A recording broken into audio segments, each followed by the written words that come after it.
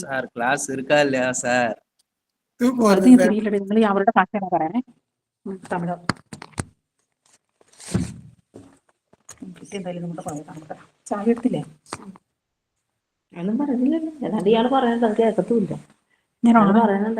ആണോ എവിടെ പറയുന്നേ? അതാ അയാളതാ പറഞ്ഞ, കേൾക്കത്തില്ലെന്നാ പറഞ്ഞേ ചെറുക്കൻ. നമുക്ക് തിരിയുന്നില്ല. ഇച്ചിരി നേരം ഓണാക്കി വെച്ചേക്കെ, അയാൾ ഒന്ന് ഉറപ്പിച്ച് പോട്ടെ, വെച്ചു പോട്ടെ.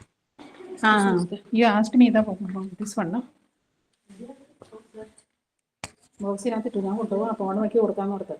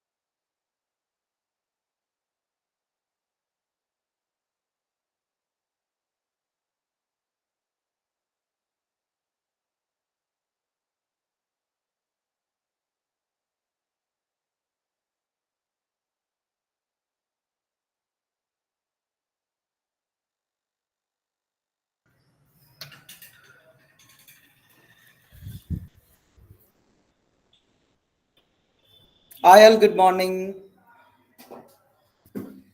Am I audible? Yes, sir. Okay. Yeah, Yes. good. Thank you. Thank you.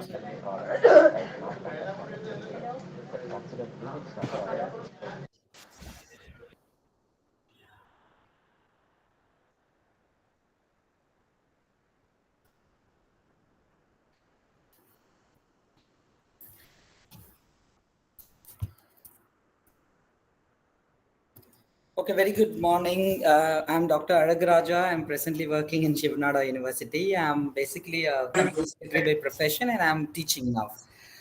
Um, that's a brief introduction about me. And going to the subject, let us all understand why do we need to study this particular subject in our MBA program, that we need to understand, because once when you complete your examination, your degree, right, at Pondicherry University, you will be employed. So you will encounter a lot of problem.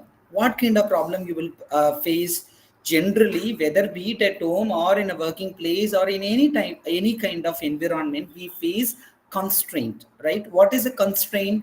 When you need so many things, right? You need so much of time, you need so much of money, you need so much of importance, but you don't have. Actually, that is the fact. You don't have. When you do not have, then this problem is called as a constraint.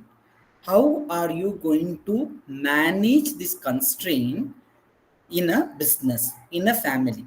So that is what is called as a strategy. Could you follow? This is a very simple concept but interesting topic. What is a strategic? Basically a decision making process done during the constraint or with the constraint. That is what is the concept here. So let us understand what is the strategic management. Strategies, I told you that we can give a lot of example. That you see, you take example of a coffee day. Coffee day. They have the the owner, right? The owner, when he committed suicide, then business went on loss, right? Actually, speaking, it went on loss, and then he committed suicide, and then the business was, could not be survived. Then the owner's wife revived it. How she revived it? When she took over the business, right, took over the position of her husband. What and all the constraints she had the constraint of loss. That means she doesn't have money, and then she's being a woman, and she doesn't know anything about the business. So in this given situation, how she survived? She has made certain discounts, offers, right? She has made the she made the facilities for the business people to discuss, right? All these things she has done in a given constraint. What kind of decision that she has taken to survive the business? So that is what is basically basic understanding about the strategy. Now we'll move on to the our subject, strategic management. Strategic management is a discipline that deals with the long-term development of an organization with a clear-cut vision about organizational purpose, scope of activities, and objective.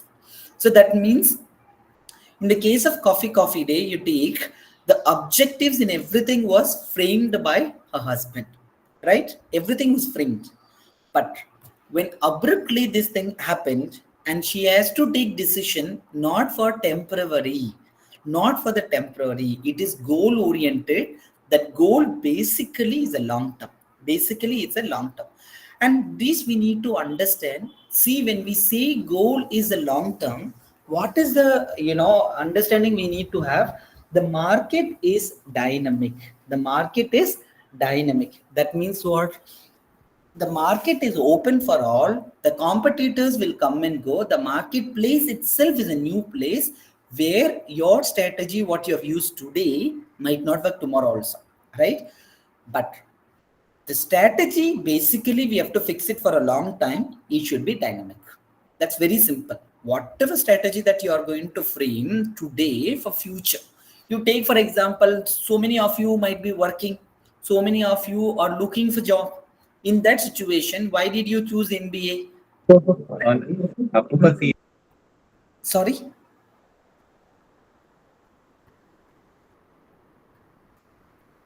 Okay.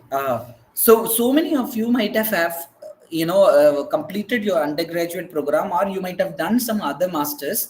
Now you have taken this because it's a long-term goal, long-term decision that you are taking to settle in your career, right? You are looking for some opportunity after your MBA. You're looking for a promotion where this master's degree would help you. So the decision making in a given constraint, because you are already working, how are you going to manage the classes? How are you going to manage the family and the work pressure? Right? All these things are considered as a constraint. So that's why a strategic management is a strategy or decision making process taken during, taken during the constraint, and it is basically or necessarily a long-term oriented with a vision, mission, goals. And according to Chandler, the definition of strategic management goes like this: determination of the basic long term goals and objectives of an enterprise, an adoption of course of action, and allocation of resources necessary to carry out these goals. Right? So, basic long term goals and objectives of an enterprise, where the company wants to Sir, go can you show the for a PPT 5 year. also? PPT or not? Is it not visible to you? No. I'm sharing the PPT. Okay. Okay, thank you. Thank you. 1 minute.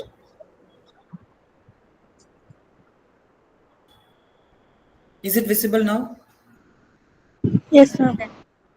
Okay, now also tell me when I do the. Okay, 1 minute. Yes, sir, it is visible. Okay, okay. But now, Visible, sir, visible. okay, okay, okay.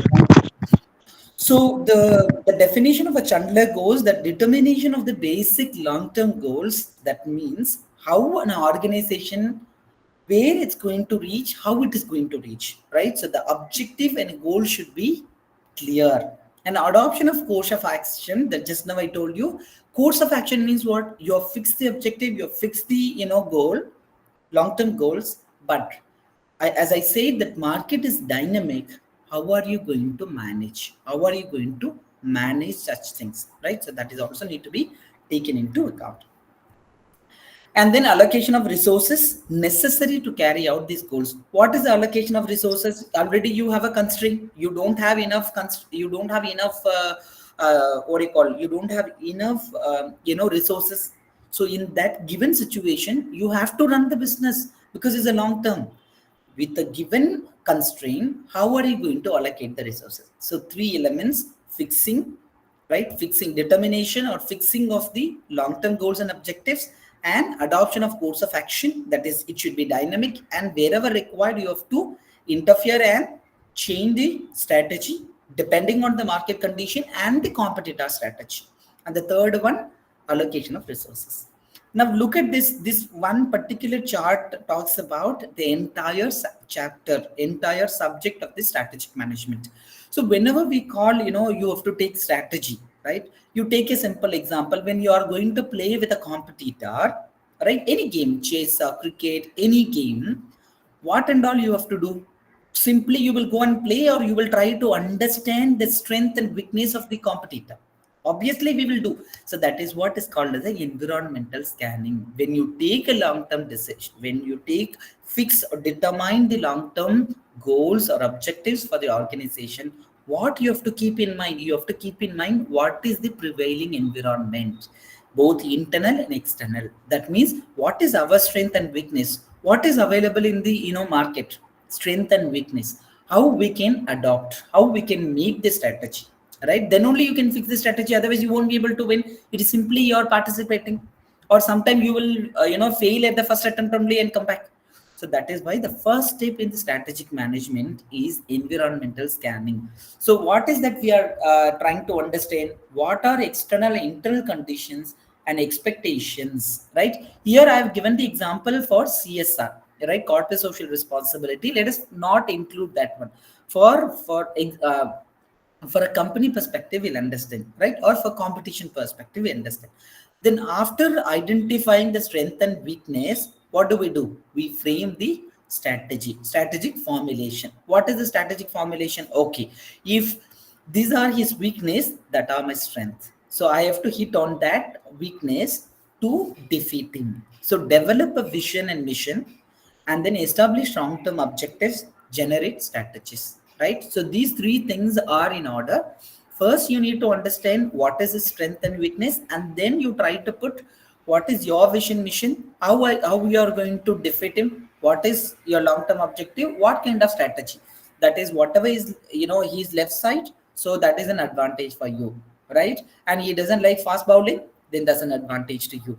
These kind of strategy that you have to frame that before this should be happen, before you go for the competition. Then strategic implementation. What is the strategic implementation? Strategic implementation is a crucial part when you are playing. During the play, he might also use this different strategy. As we have taken the strategy, he will also use the different strategy. In that case, how are you going to change? It should be dynamic, right? So implementation of the strategy, you should also keep in mind, it should not be rigid. Strategy should not be rigid, it should be dynamic. And then strategic evaluation. What is the evaluation? You check, because you have assessed here, and then after assessing the internal external, you have framed the implementation failed. That means somewhere something went wrong, that you are going to identify. That is what is happening in the case of a strategic evaluation. What is the purpose of strategic evaluation? To take control measures, or to take a redirection.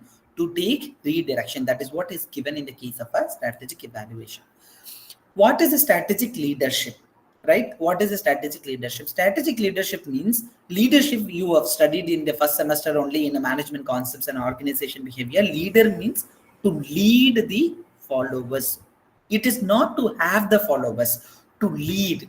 As a HR manager, as a finance manager, what you're supposed to do?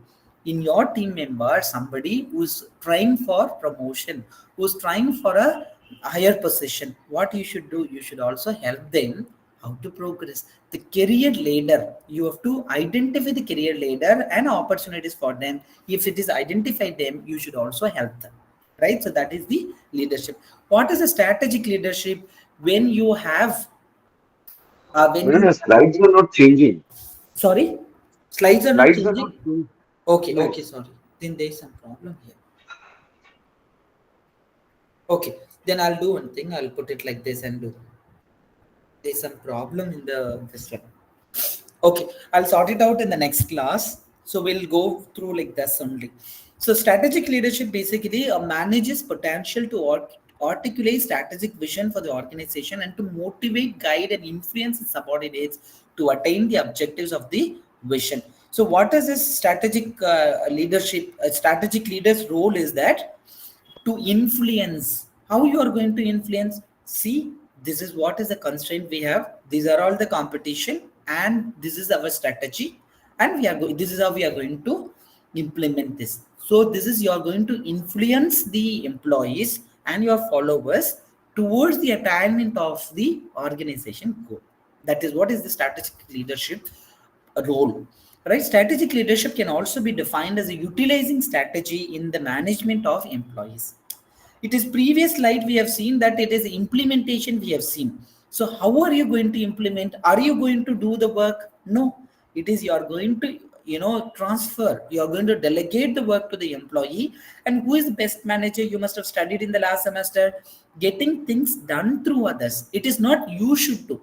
A best manager is that you should not do. Sometimes why Indians are having the problems, when you are a manager, your employees are not coming, what the boss is expecting, you should interfere and work. No, it is how you manage in that situation, right? Because if you interfere and work, the team member might not follow you. It is not an appropriate one. You are supposed to do, you should be ready to do, but you should also have plan B, alternative decisions, right? Because when you get things done, then the employee will have the fear. What kind of fear? Now, if I'm not obeying his order, he will get another person. If you do by yourself, all the employee will leave. If one person is leaving, you can manage. 2% leaving, you yourself can manage. If all of a sudden everybody leaves, would you be able to manage? No. So what, as a strategic leader, what you are going to tell them, what you are going to demonstrate, you are going to demonstrate that even if you are not there, I can manage the work through others. So that kind of the role you should play as a strategic leader. The purpose of strategic leader is strategic productivity. What is the strategic productivity? Increased productivity with a given constraint. What is the constraint? If one employee is not coming, if production one machinery went on a repair, or the supply is not available, so in the given situation, how you are going to make sure that the productivity does not stop? Generate an environment in which employees match the organization needs in context of their individual job, and then instill confidence to the employees in an organization to follow their own ideas, right? You should, because strategy is not what you think always, right? Sometime in a pressure, we might not understand the environment, especially external environment, well, or sometimes you might not understand internal environment also, what is happening, why employees are leaving, you are not sure. As a owner, as a boss, you are not sure. So in that situation, you need to understand also. How to understand? You have to encourage the participation of the employees in the strategic formulation. What are the functions and importance of a strategic leader? Navigator, strategist, entrepreneur, mobilizer, right? Talent advocate, captivator, global thinker, change driver, enterprise guardian. All these plays are, roles are played by the strategic leader. Strategic management function and importance for professionals, right? Any professional. I have mentioned here for company secretaries. It is not only for company secretary, it is for everyone, right? It is for every professionals, chartered accountant, managers, executive, lawyers, everyone. So what is the basic function? What is the basic functions of a strategic leader? He is supposed to advise. What kind of advice you will give? There is a constraint. How are you going to manage? Sir, this is what is a constraint. This is an alternative. This is a plan B, right? So in the case of a loss, what she has done, she has kept the she has shut down some of the in the case of a coffee day strategy, what she has done, they had a chain of branches, right? Outlet, some of the outlets she discontinued, and then she got some fund, and with that she sorted out some of the debts, and then she borrowed some money, managed. So advisory function is basically you're supposed to advise the management, you are supposed to advise the the boss, the owners, how are you going to handle the given situation? Communication with stakeholders, flawless disclosure and reporting. You have to be transparent. Management of board meeting and committees, compliances, representation services, etc., are to be played by the professionals. These are the functions played by the professionals, especially in the case of strategic management. However, to be an effective player of strategic management, a professional need to embrace the following core competencies. What is the competencies? Possessing a thorough knowledge of the company's business, that is internal as well as external environment. You should be thorough, because what your competitors are doing, you do not know. You do not know, because the one if you have small lacuna in your business, small lag in your business, your competitor will take that advantage, right? And then he will those who are following you, the competitors, those who are following you, or if you are a leader, market leader, they will try to use the strategy or adopt the your weakness into their opportunity, and then they will move ahead. Then they will become the market leader. Sound knowledge of the laws relating to company, capital market, industry related, etc. So see, generally MBAs, if you look at it, you have also law, right? Business laws you have, right? A legal framework or something you must have studied. So this, why do we need to study this paper? Because we do not know, when you take a decision, you should also have the knowledge of the legal aspects. Because if you keep that one, very simple example I'll tell you. As a strategic leader, you are threatening the employees that if you are behaving like this, I will not give you bonus. You cannot do so, right? You cannot retain any employee in an organization. They can file a case against you. There are grievance redressal mechanisms are available. So that is why their professionals that are required to know the legal aspects also which are applicable to the company, must have a strong communication and professional skills, legal skills and management skills and IT skills, being intuitive and sensitive to the thoughts and feelings of the board of directors and the CEO. That means, see, generally strategic leaders are in the decision making process, but who is taking the decision? Who is taking the decision at the top level, at the owners? So you being the professionals, you should be receptive to the ideas, receptive to the strategies of the management and the owners, staying current with the changes in the corporate governance and giving the board and managers heads up about the new development whenever there is a changes happens. Now you see in the year 2017 GST, the indirect tax was removed, and then GST is rolled out. Now the question is that when GST was introduced in India, these professionals should also be aware about it, how these GSTs are going to affect. Right now, you take example in GST, we had one concept called composite levy scheme. What is this composite levy scheme? If your annual turnover is less than 50 lakhs, right? What options you have? You don't need to pay tax. You don't need to pay tax like a CGST, SGST, and all those things.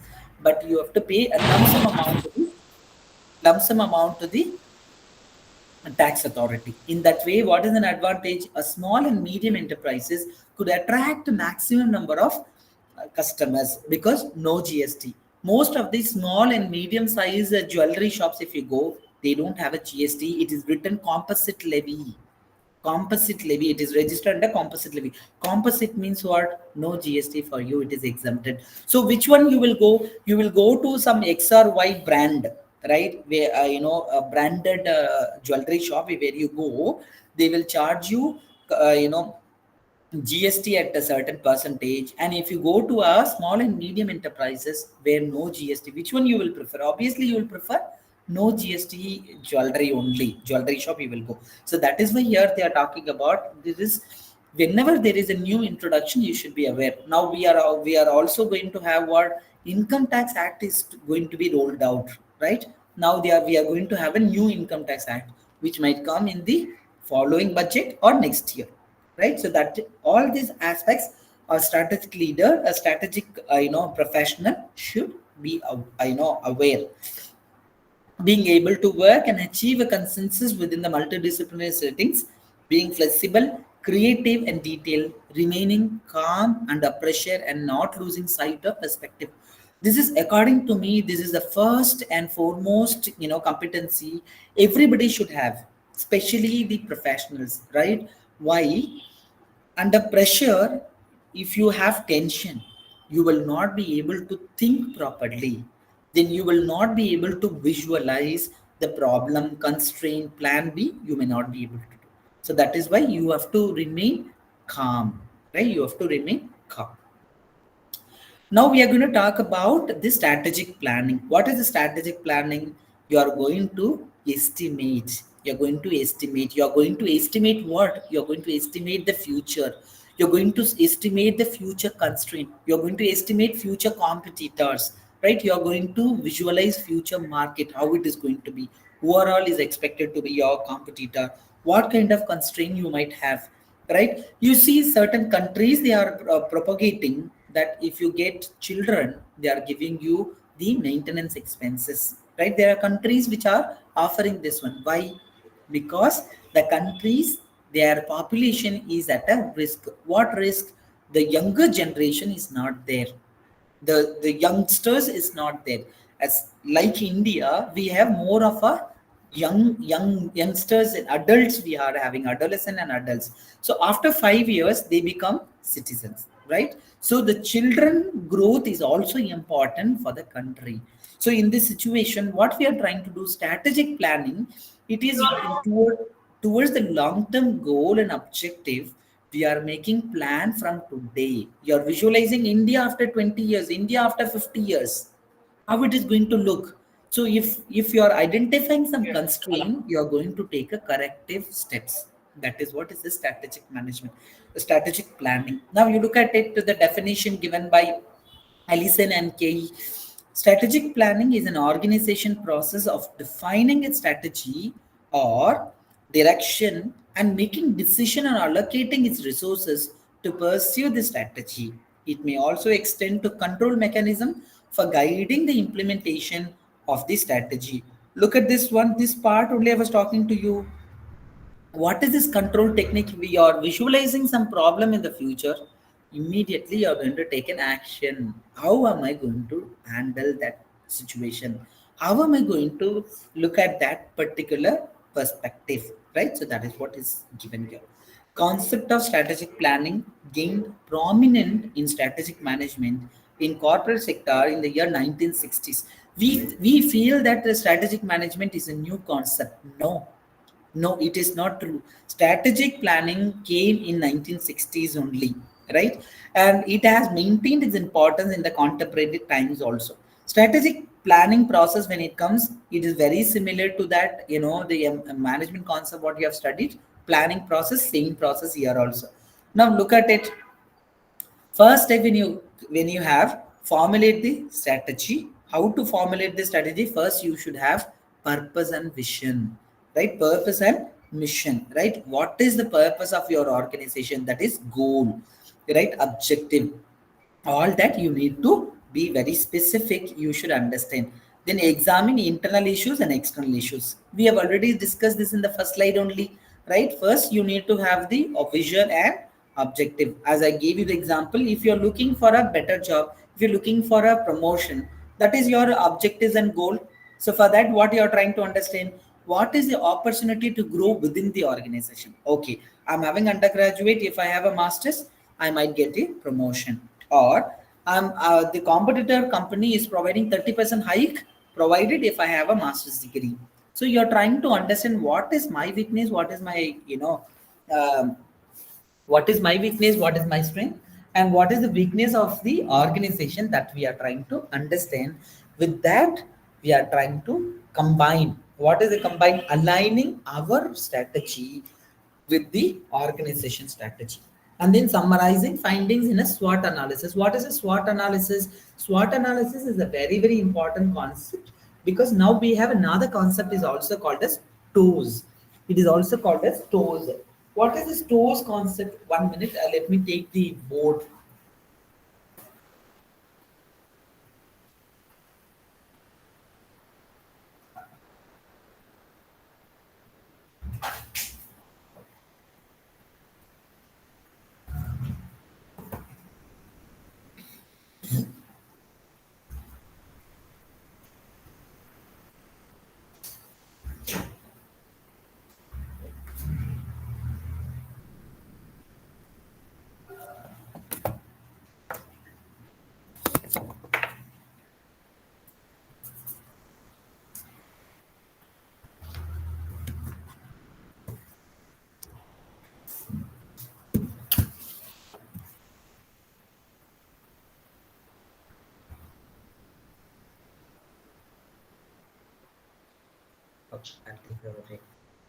Okay, what is this SWOT analysis? Is that strength, weakness, opportunity, and threats, threat. So strength and weakness of internal, right? So what is that old theory talks about? Before you go and participate in the competition, what you need to understand, you need to know about yourself, whether you're eligible, whether you will be able to sustain. What is that competition? Do you require any additional training, right? So that is first you need to understand before competing. What we need to understand, internal strength and weakness, you should be thorough with it. And then what you need to understand, scanning of the external environment, the competitor. This is the old theory. What is the modern theory? Talks about reverse side. What is the reverse side? TOES approach. What is this TOES approach? TOES talks about threat and opportunities of the competitor. Before starting the business, what you are supposed to do? See, this business is not right. This is not the system through which you are supposed to implement. Then what you are trying to understand? You are trying to understand the external first, right? You are trying to understand the external first, and then you come to our weakness and strength, right? Instead of identifying the strength, many a times we get carried away. That means what? If you are not under, if you start positively, sometimes we don't identify, we fail to identify the weakness. So that is why start with the negative, right? Threat and weakness, threat of the external, weakness of the internal. Then first you work out on this, right? And then you will be able to make it. That is what is the concept. And then you will do what? You will formulate the strategy. For strategic management, what is the important element is that you need to have the SWOT analysis. There are various techniques we'll discuss in the foregoing classes, but the SWOT is a very, very important technique. SWOT and TOES are very, very important techniques. This can be used in every day also, in our everyday life also can be used. Benefits of strategic planning is that, what are the benefits of strategic general planning? You can foresee, when you foresee the things, what and all you can do. You can avoid the losses. You can you can enhance the productivity. You can enhance the profitability. You can control the critical situation in the future, right? You can control the critical situation in the future, etc. Now you see improved results and confidence, focus. Because if you're starting your business, and if you are starting your business looking at the future, then you are more focused. That means what? In the future I have all these problems. Most of the time those who are preparing for the professional examination, they are focused because they know where they want to go, right? What they want to do in their business, in their life, that they are focused. Problem solving, they know, because they already have the constraint, right? If they have the constraint, they have the problem. So every day they are thinking about, in every situation they are thinking about the problem. So when you look at the problem, you will also try to solve it, right? And then how do you solve the problem? With a team. Teamwork is there. Then you have proper communication, greater control. What are the limitation of the strategic planning? First thing is that nobody can foresee the future, right? Nobody can foresee the future, but to some extent we'll be able to visualize. We'll be able to visual to some extent only. You cannot visualize 100%, right? Forecasting, they have lot of lacunas. Even you look at the budgeting. When you do the budgeting, what is the importance? We are also using the error term. What is the error term? If every year we are making a budget, right? After 10 years also this budget implementation doesn't come 100% true. Why? Because the market is changing, right? First one is you cannot forecast the future. Second one is dynamic market condition and the dynamism in the people. And then it cost can outweigh the benefits, right? You can do the strategic unit, you can implement the strategic unit, strategic leader, everybody can be employed. But are they, whatever expenses that you are incurring, will they be able to reimburse? No, not sure. Development of the poor plan. If you do not make a proper plan, it has different. That is what I told you. Forecasting, if you do not know how to forecast, or if there is any failures, you have to encounter a lot of problem. Whatever resources that you have kept will go in waste, right? And you will have more problem, more stress, right? And this resource problem, everything will have a problem. Okay, so with this, we are going forward for the basic techniques of the strategic management. What are the basic techniques they are talking? The first one is, first and foremost, is the SWOT, and the second one is Porter's five forces. What are the forces? Every businessman is facing or encountering forces from different sides, right? What are the forces? That is what is identified by professor, right? Who is the Porter five forces model? Is an analysis tool that uses five industry forces to determine the intensity of competition in an industry and its profitability level. And this was created by Harvard Business School professor Michael Porter. See, during the examination, these types are very, very important. Even when you are going for an interview, they might ask you the questions: what is the strategic management, or how would you manage a particular situation? According to Michael Porter, if you quote that, shows that you have the knowledge, right? So what are the 5 factors or 5 forces that he has identified is that one is threat of entrance, and then threat of substitutes products, right? These two are the main thing. What are that? If you are already starting a business in a particular district, you are starting a ABC Limited, right? Now what will happen once you are successful? See, people do not have brain. Now in a very humbly I am telling this one. See, usually when we write a letter, what do? Do we use our brain, or we refer this AI or Google, or we ask somebody?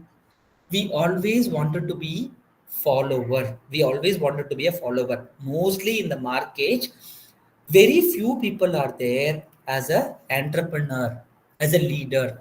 Majority of the people are trying to find the loopholes, trying to find your weakness, and then they want to be they want to be ahead of you. They want to implement a business similar to you. So in that case, what is the problem? Now you have to look at who are all your followers. Who are all your followers? First you need to identify, because if the new entrance comes, right? Very simple example I'll tell you. Now you are doing your family business of your great grandfathers. So whatever machinery purchased in that time, the productivity capacity or production capacity would have reduced. Production capacity would have reduced. But if a new businessman who is going to implement, are they going to buy the old machinery, or are they going to buy the new machinery? They'll buy, obviously, they'll buy the new technology. When you adopt new technology, it will give you higher production capacity. It will give you higher production capacity. So you have to also look at, first thing you have to look at new entrants, right? And if you're an existing company, this is for an existing company. And threat of a substitute products, right? What is a substitute products? If you're having this one, if you have look at it, coffee day. Now we have a Madras coffee was implemented, right? Compared to the coffee day, Madras coffee is cheaper, correct? So threat of substitute product. What is the substitute product? Alternative to coffee, they are having filter coffee. Alternative to the cappuccino, they are having filter coffee. So in this way, what is happening? There is a substitute product. How are you going to substantiate in the market with the substitute product? These two are for the existing company, right? And if you're going to start as a new, what problem you might have? New or existing company, you will have a problem of the supplier. What is the supplier's problem? The moment he comes to know that you are making good profit, he will also increase the price of the supplies. He will increase the price of the supplies. When he increase the price of the supplies, what problem you will have? You will have a problem of constraint. What constraint? You are supposed to pay the higher price for the supplies fixed by the supplier. So that is another force you have to manage. The fourth force is that bargaining powers of the buyer. What is the bargaining powers? The buyers will come even though you put fixed prices. You might have seen when you go for shopping with your family members, you might have seen it is written only fixed price. Still people will bargain. Still people will bargain. So that is the bargaining capacity. What is the bargaining capacity? They will always come and ask, if see this is too much price, nobody will buy. You have to reduce the price. So that is the bargaining powers of the buyers, right? Buyers are willing to pay only certain value, X price or Y price. Then in that case, what you have to do? You have to alter your strategy, right? And the last one is rivalry among the existing competitor. What is the rivalry among existing competitor?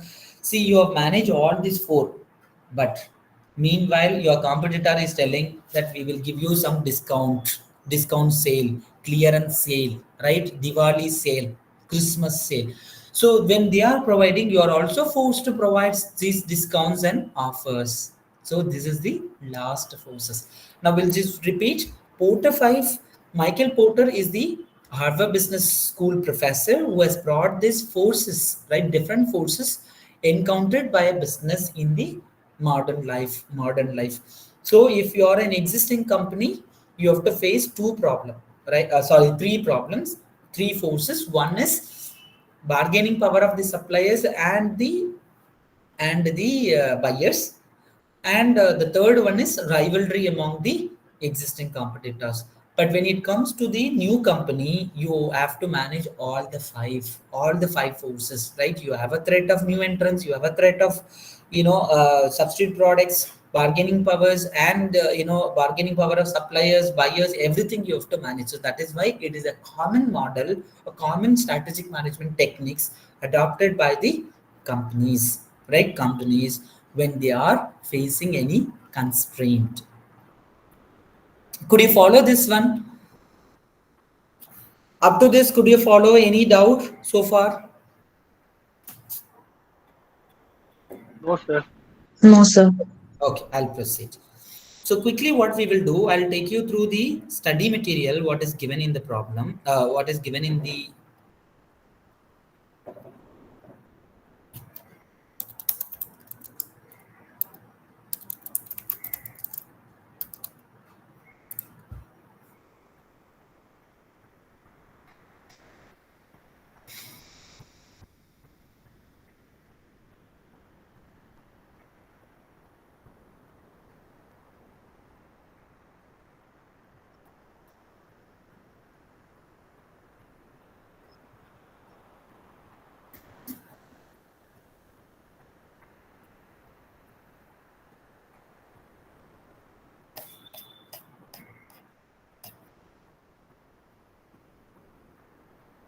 See what and all they have given. They've given the introduction. What is the strategy they have explained, right? They've explained what is the strategy, corporate strategy, levels of strategy, and all we will discuss in the forthcoming classes.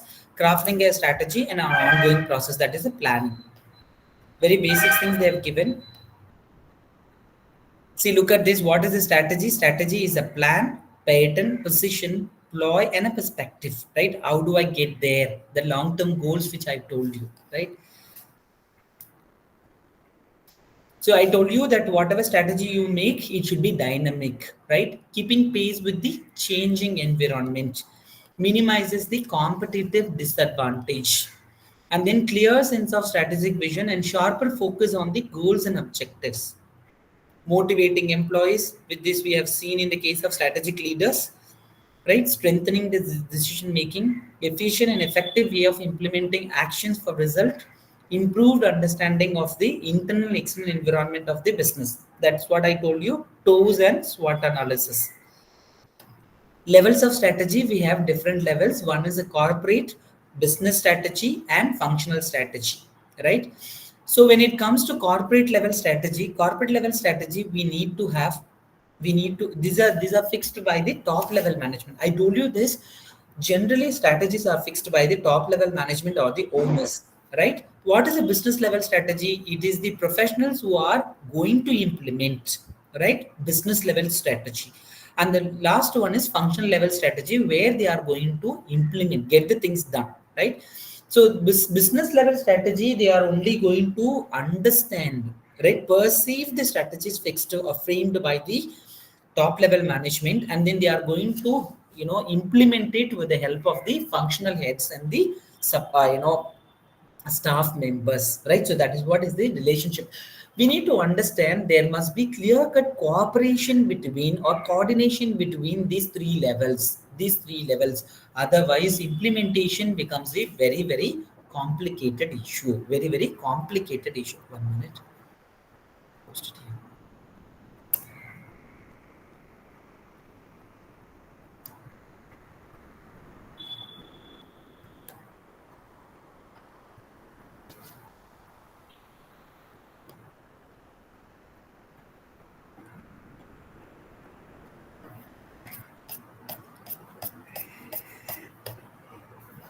Okay, this is what I told you.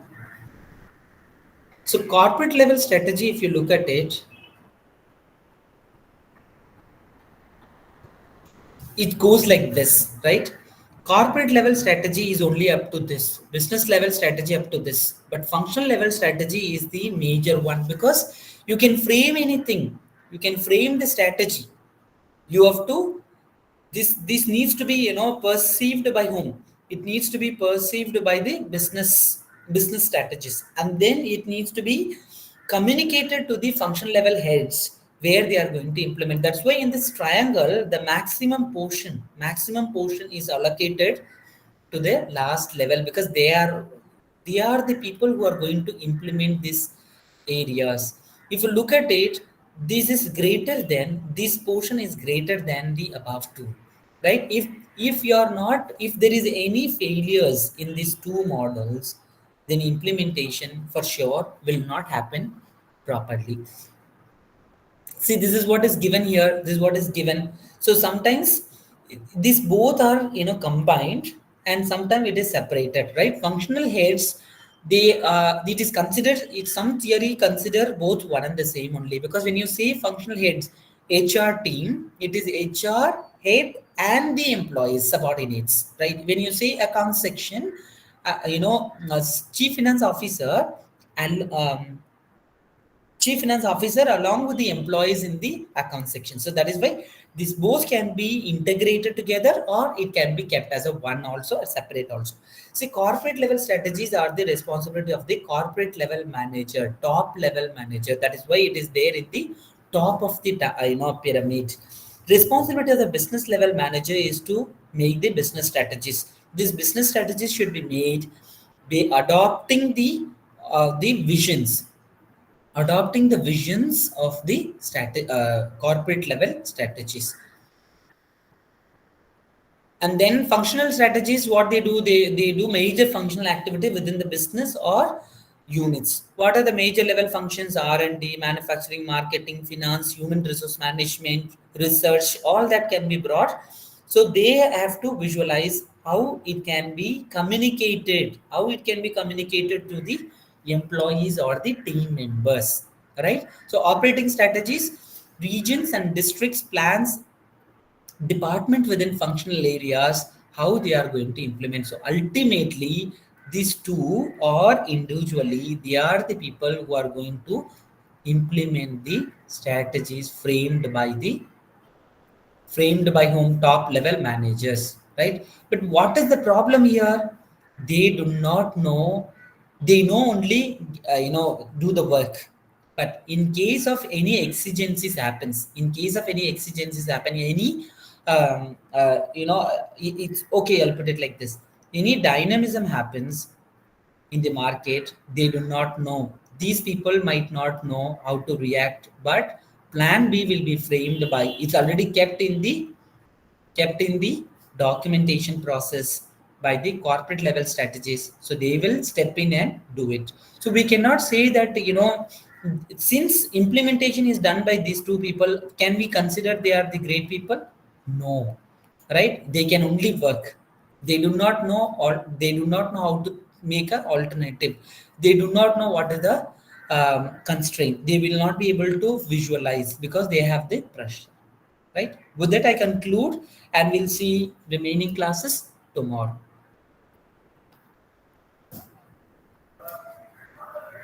Right? And what I will do, I will share this PPT probably in the middle of the session or towards the last, so it will be easy. Otherwise, next class, I will share the link. You can download the PPT and follow along with it.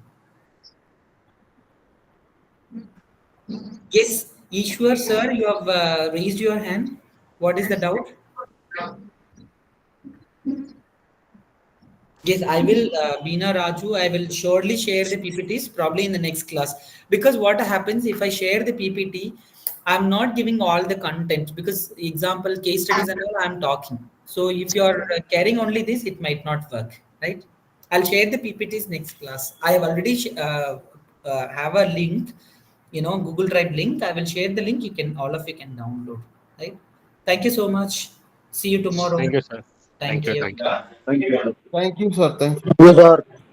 Yes, sir. Thank you, sir. Thank you, sir.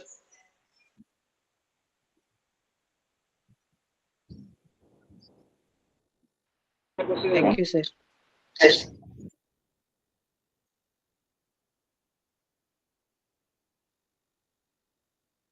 Oh, sorry, boy.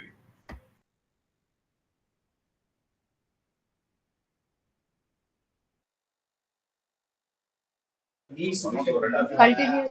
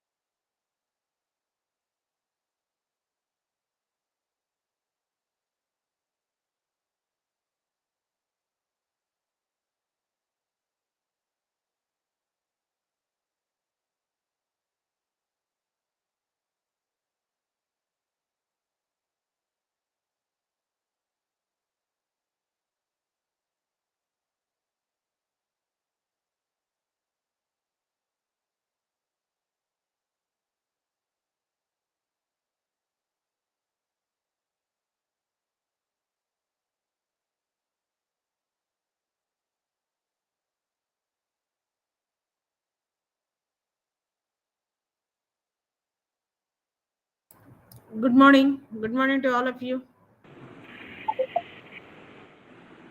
Good morning, ma'am.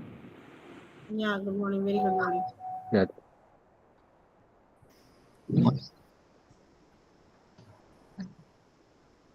So we'll start the class now. So myself, let me introduce. So this is second semester, right? You are all of you.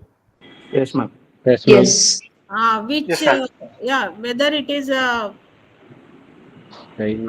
from across the country, I think we have the students right now. So this semester, I'm going to handle your business ethics, the paper, which is a mandatory paper. The next semester only will have a specializations and all.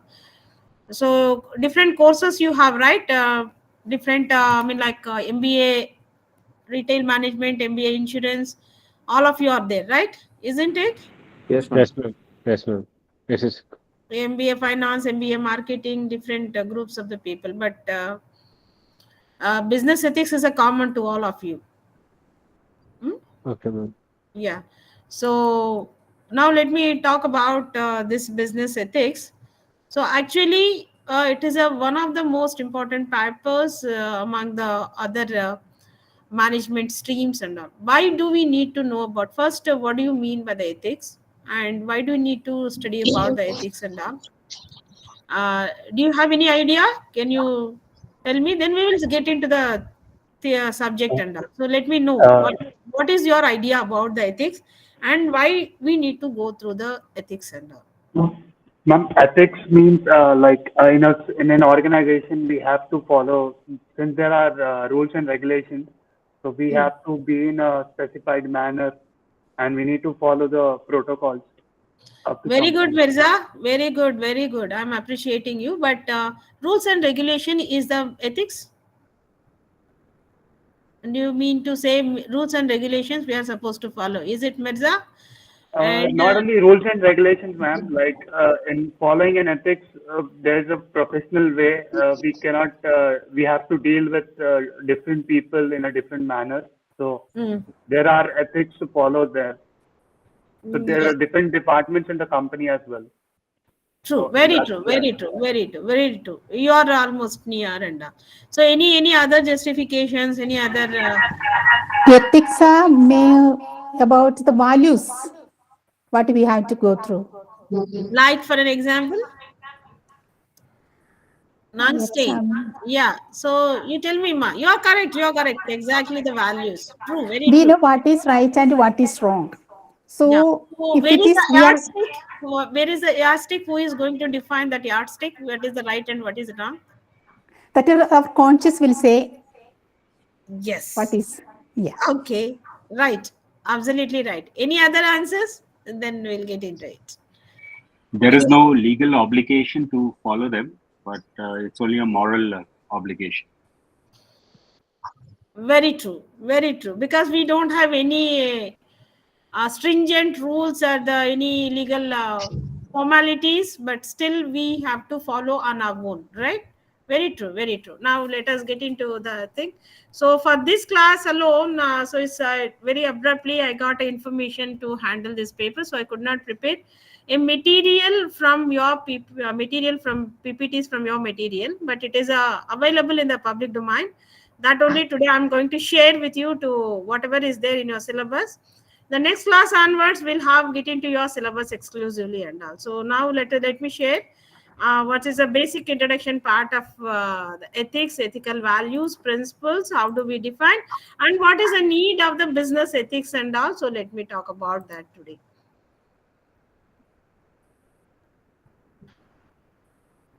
Yes. So is it visible now? It's nothing new. It is not by mine. It is available in the public domain. So just to have the introduction and to have a discussion about how do we define and how do we make it in a very effective way, that we will talk about it. Here now exclusively we are talking about, you're all right. Those who have told just now about the ethics and the, we are the ethics in terms of business ethics, we are going to discuss it today. So how do we define business, and is it required? Now you tell me, is it required to follow the ethics in business? Is it required? Any responses? Is it mandatory? Is it required to follow the ethics in business? Yes, ma'am. It is mandatory. It is mandatory. Very true. Very true. See, like ethics is a very common characteristic for any human being. So now we are exclusively going to talk about ethics in terms of the business, and what is the need to study the ethical part in a business, and what are the principles we are supposed to follow in a business ethics. So that is what here the different terms are given. Ethics, business ethics, given defined with the different terminologies, right? Responsibility, transparency, customer honesty, ethical values, community, market, relationships. See why we need to go upon all these terminologies, because it is the one which is talking about your ethical part. So what exactly the ethics says? It is a you are told, no, it is a moral responsibility. Very true, very exactly you have defined it and all. Ethics is nothing but a moral principle that is govern a person's behavior or conducting of an activity. Means which says about what is right. Someone says, no, you are not, and some people have said, right now you have given it. So what is right and what is wrong in behaving, what is up to the mark, what it is not going to give you any external force. We ourselves knows that. So what is right and what is not. So the behavior talks us conducting an activity, whether it is mandatory or even if it is mandatory, whether it is acceptable or unacceptable, right? Like for an example, take it. In a school premises, someone is smoking. Next to the school, Arak shop is given a permission. Is it a ethical values? Do you agree for that? No, right? In a residential area, given approval for the chemical factory, is it a ethical? By No, ma'am. bribe or by recommendations or by some other means and all getting into the system. So these are all are, so we know that which is going to cause harm, damage to the system, to the existing. So that is not a value that, I mean, no one talks about. Actually legally you are not get the approvals, but the thing we ourselves knows that. So like whatever is happening, a very very simple example, we are all know about that, but it is not happening.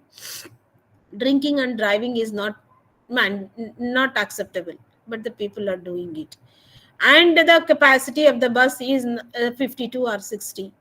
but the people are dumping it for the 100, 200 and all. Like the people are standing on the footboards, overloading the luggage, seats and all.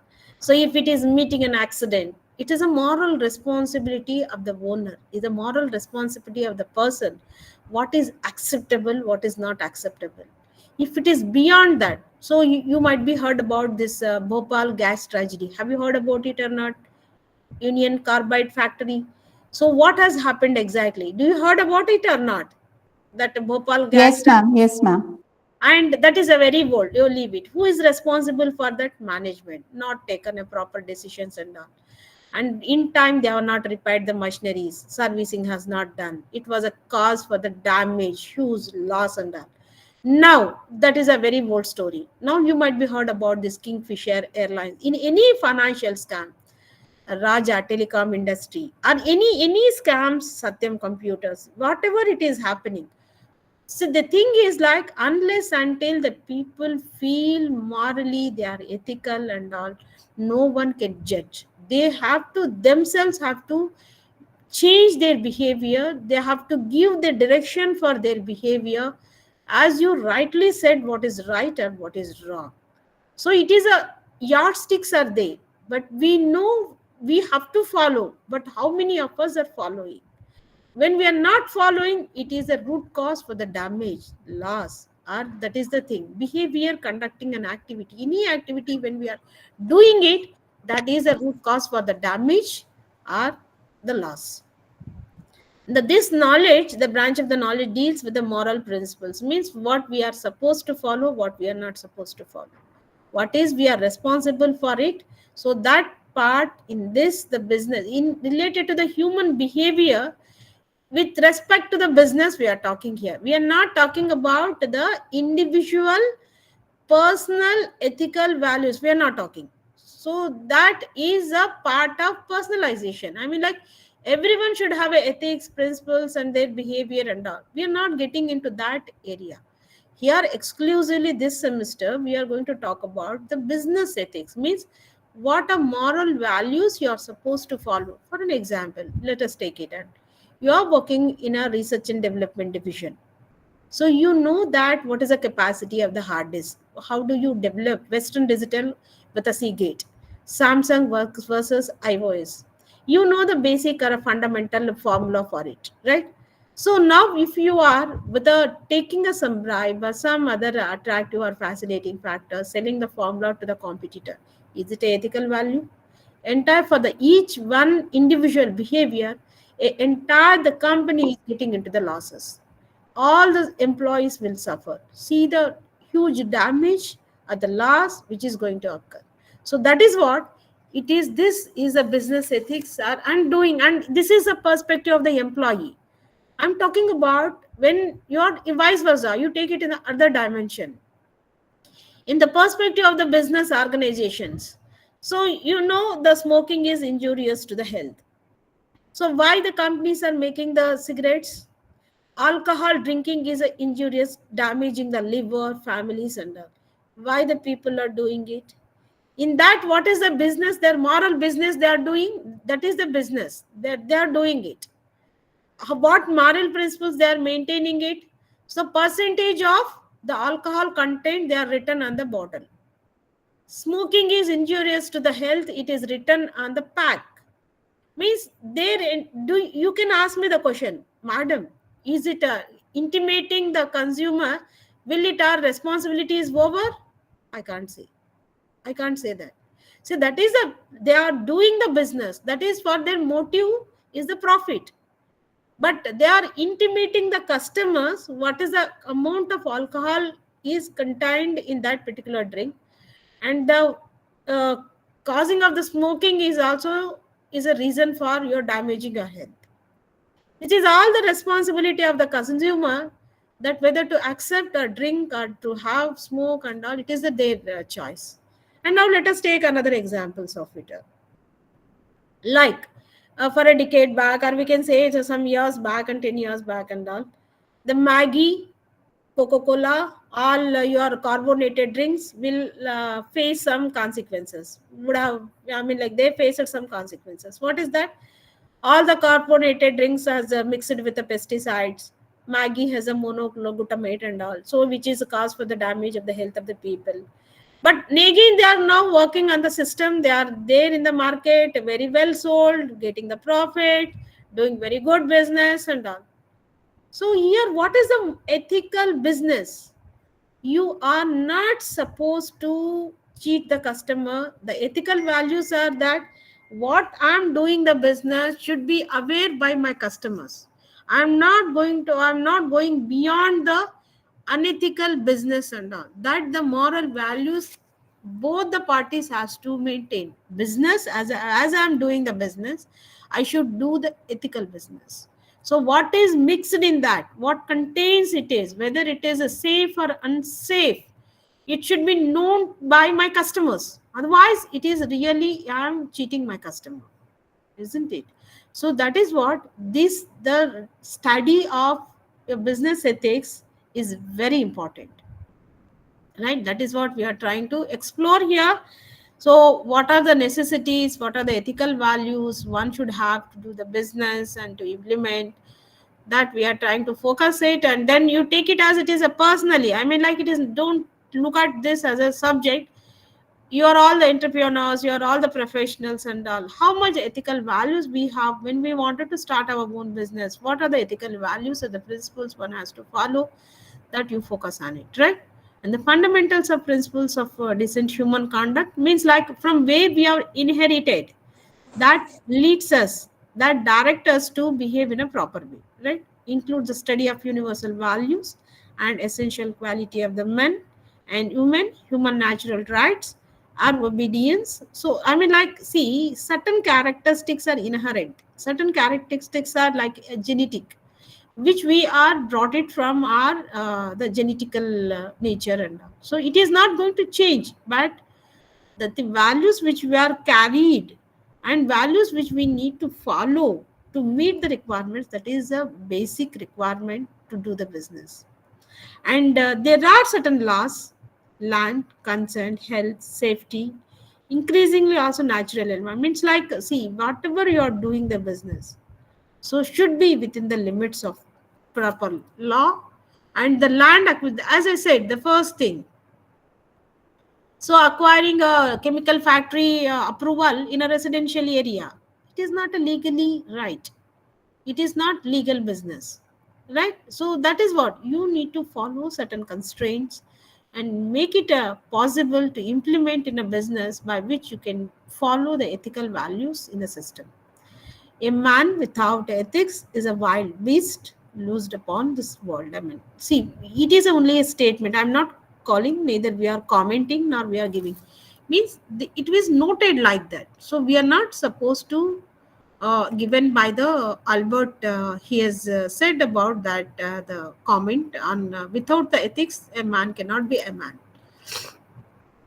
Now let us come to the actual part of the business ethics. What is the business ethics? Also a corporate ethics. It is a form of applied ethics for professional ethics. See here, business ethics is a corporate ethics, means what we are supposed to do it, what we are not supposed to do, that is there in the corporate world.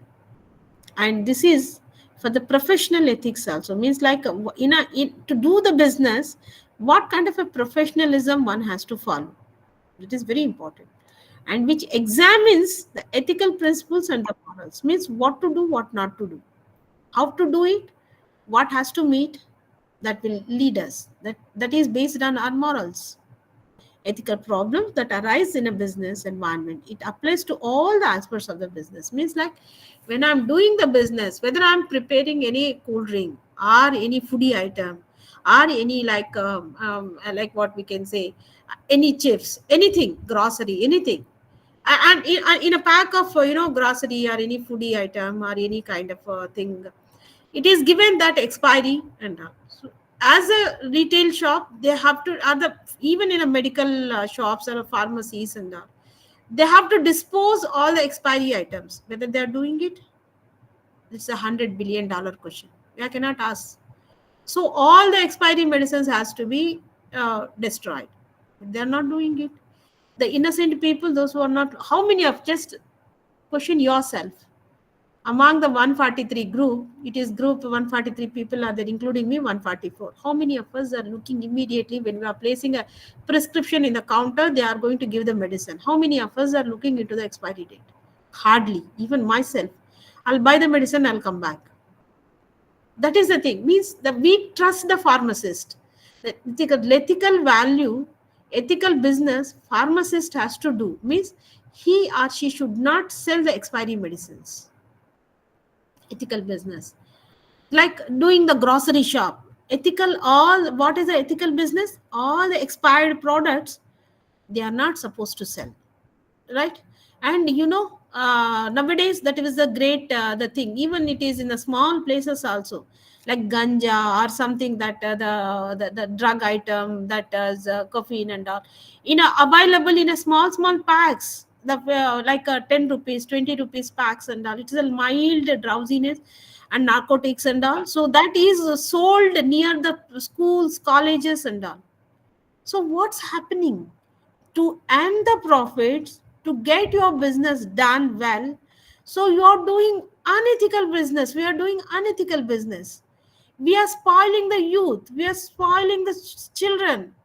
So it is the ethical. I mean, these, because I don't have the ethics, that's why the problems arise, and we are doing that business. So people are doing it, not you or me. The people are doing it for the selfishness, right? We are not there to question them, but we are trying to introspect ourselves. Is it ethical? Spoiling the youth just for the sake of some pennies, some amounts. We are spoiling the how many children? It applies to all the aspects of the business conduct, and is relevant to the conduct of an individual, entire the organization. Unless, see, how come the children know? The children feels more delighted, more happy, and they don't know the consequences of it at that age. But as a business person, they know very well that what are the consequences of consuming that particular the product and all. But in spite of that, for the sake of the money, they are selling this kind of a products and spoiling the youth of the country. So this is the unethical business, and need and importance of the business ethics and all. What is the need? How we can say that? What is the important? Yeah, okay please. Okay okay okay இல்லைங்க, Anything? இப்போ வேற எதுவும் இல்லை. இப்போ நமக்கு வந்துட்டு இந்த EMI bending Hello? வந்துச்சுன்னா நம்ம வந்து கேட்பாங்க எதனால பெண்டிங். அப்போ Hello? Who is that? Can இல்ல you அதாவது mute your வேற எதுவும் mic, இல்லை. sir? இப்போ Can you இவங்க mute? வந்துட்டு இவங்களுக்கும் நமக்கு மேல நிறைய ஆட்கள் இருக்காங்க. அப்போ அவங்க வந்து Hello? நம்மளும் திட்டுவாங்க, இவங்களை போட்டு நல்லா போட்டு திருப்புவாங்க. ஏன்னா நீங்க எதுக்கு உட்காந்துருக்கீங்க அப்படி இப்படின்னு போட்டு இவங்களை போட்டு நல்லா திட்டுவாங்க. அந்த Rajat, டென்ஷன்ல தான் இவங்க, ஏன்னா Prajit இவங்க sir, Rajat, வந்து Rajat, ஒரு Prajit sir, Rajat, ஈவினிங் நேற்று இப்போ நேற்று Rajat, ஈவினிங் please. வந்துட்டு கமெண்ட் பண்ணி கொடுத்துருப்பாங்க, இன்னைக்கு இந்த மாதிரி இந்த கஸ்டமர் எல்லாம் கிளியர் அவங்க கேட்பாங்க என்ன ஆச்சுன்னு கேட்பட்டு அவங்க திருப்புவாங்க. Who is that ஆமா speaking? ஆமா. Krishna, அப்போ Krishna, இவங்க கால் Krishna, பண்ணிட்டு இவங்க அது கால் சென்டர்னா நம்ம வந்துட்டு ஆக்சுவலா ரிலேஷன்ஷிப் ஆஃபீஸர்ஸ் ஆகும். Ranjit, Krishna, please mute your என்ன mic. என்ன It is கன்னியாகுமரி creating தான். கன்னியாகுமரி disturbance. கன்னியாகுமரியில என்ன வந்து Krishna, கேரளா please. திருவனந்தபுரம் எனக்கு சனிக்கிழமையா. ஓகே ஓகே Krishna, ஓகே சரி can சரி. you please அப்போ mute your இவங்களுக்கு mic? இந்த மாதிரி ஒரு பிரச்சனை இருக்கு. அதான் அப்போ அது அந்த டென்ஷன்ல தான். ஏன்னா இப்போ இப்போ இவங்க ஓகே நீங்க கட்டுறீங்க, அந்த ஒரு இதுல இவங்கள்ட்ட கமிட்மெண்ட் கொடுப்பாங்க, Krishna, அது பண்ணலைன்னா Krishna, திருப்பி you அவங்க are மறுபடியும் திருப்பி mute. இவங்களை திருப்புவாங்க. அப்போ இப்போ It is யாருமே creating a வந்துட்டு வேணும்னு disturbance. யாருமே வந்துட்டு திட்டுறதும் It கிடையாது, is அப்படி not இல்லைங்க. ஏன்னா listening to யாருக்கும் us. எந்த ஒரு சம்பந்தமுமே கிடையாது. Krishna, can you please mute your mic? Oh okay okay okay சரி பாருங்க. நீங்க Krishna, எப்படியாச்சும் please நான் என்ன mute your சொல்றேன்னா, mic. இப்போ It is. உங்களுக்கு முடிஞ்சா நீங்க இப்போ முடிஞ்சான்னு இல்லை, அது பண்ணணும். ஏன்னா உங்களோட சுச்சுவேஷன் லாஸ்ட் மந்த் ஏதோ வந்து health Ma'am, issue you can சொன்னாங்க, எனக்கு mute him, புரியுது. ma'am. Ma'am, I think you சரிங்களா? can remove him or அப்போ mute him. He's not. I ஏதாச்சும் cannot. அமௌண்ட் The ஏதாச்சும் அட்ஜஸ்ட் control பண்ணி is அடைக்க in the முடிஞ்சா unit. ஏதாச்சும் I பேசி மாத்தி will அடையுங்க also இன்னைக்கு. get the link ஏன்னா அது only. Bounce Thank you. ஆயிடுச்சுன்னா உங்களுக்கு தான் பவுன்ஸ் சார்ஜ். I மறுபடியும் இந்த cannot கஷ்டத்துல மறுபடியும் நீங்க தான் control. அதிக சார்ஜ் கொடுக்கணும், புரியுதா? அப்போ அது அந்த ஒரு லெவலுக்கு வராம நீங்க வந்துட்டு, ஏன்னா நிறைய இஷ்யூஸ் வருது இப்போ. ஏன்னா அந்த மாதிரி பண்ணாதீங்க. மேக்ஸிமம் இன்னைக்கு ட்ரை, நான் அவங்கள்ட்ட பேசிக்கிறேன். He's doing his own அவங்கள்ட்ட பேசிட்டு business. நான் ஏதாச்சும் செய்கிறேன். நீங்க இந்த இஎம்ஐ மட்டும் ஒன்று கேட்ட பாருங்க ஜி. சரிங்களா? சரி சரி சரிங்க. ஓகே பாருங்க. Okay. So I cannot remove him. It is a ஏதோ university ஸ்டுடியோவா site. இருக்கு, இவனை அடிக்க முடியாது. அவன் Krishna, Krishna, can you audible? Is it audible to you? Krishna, can you mute your mic? I don't have his number also. See.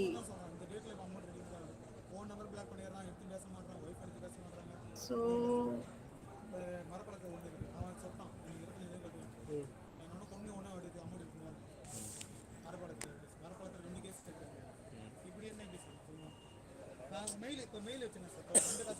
So someone is also, please are requesting you kindly mute you're all professionals, keep the mic mute. Others will suffer. யாருமே போகல. இன்னைக்கு வந்து phone சொன்னதுக்கு அப்புறம் sales service போயிட்டு ஒரு ஆள் அனுப்பிச்சிருக்காங்க. அவர் போன கூட இல்லை. Ma'am, ask admin to mute him, ma'am. Customer number reference number call பண்ணுங்க. They are not online. The admins are. Please remove the guy. Yeah. So they should know. No, this is again ethics, you know. So we are all sitting here, and these people are unmuting and talking their own business and all. Yeah, fine. Finally he has muted. Fine.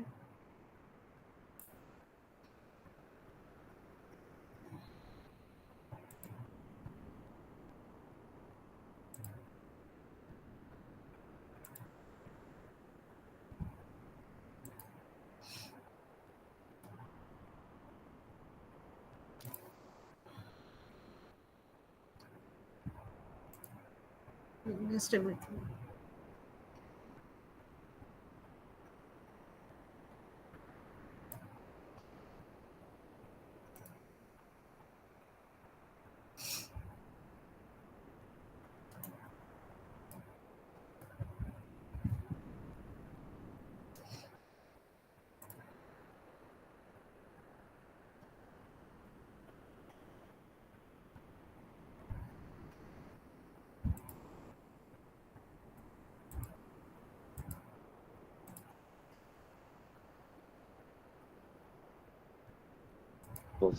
Yeah, I'll discuss now.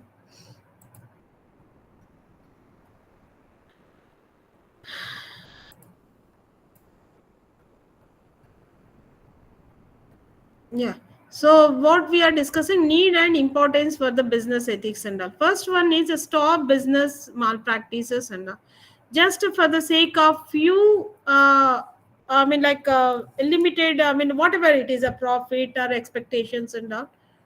Better not to do any kind of a malpractices, not to do any unethical business and all. That is one criteria which everyone has to follow in their business and all. Improve the consumer's confidence means like, if I buy Samsung, if I buy Apple, so I'm trusting that this is a completely safe for me. If I'm using any particular app, whether it is a like a Paytm or any phone pay or something, which is very safe, it is not going to give me any wrong signals or discussions or anything.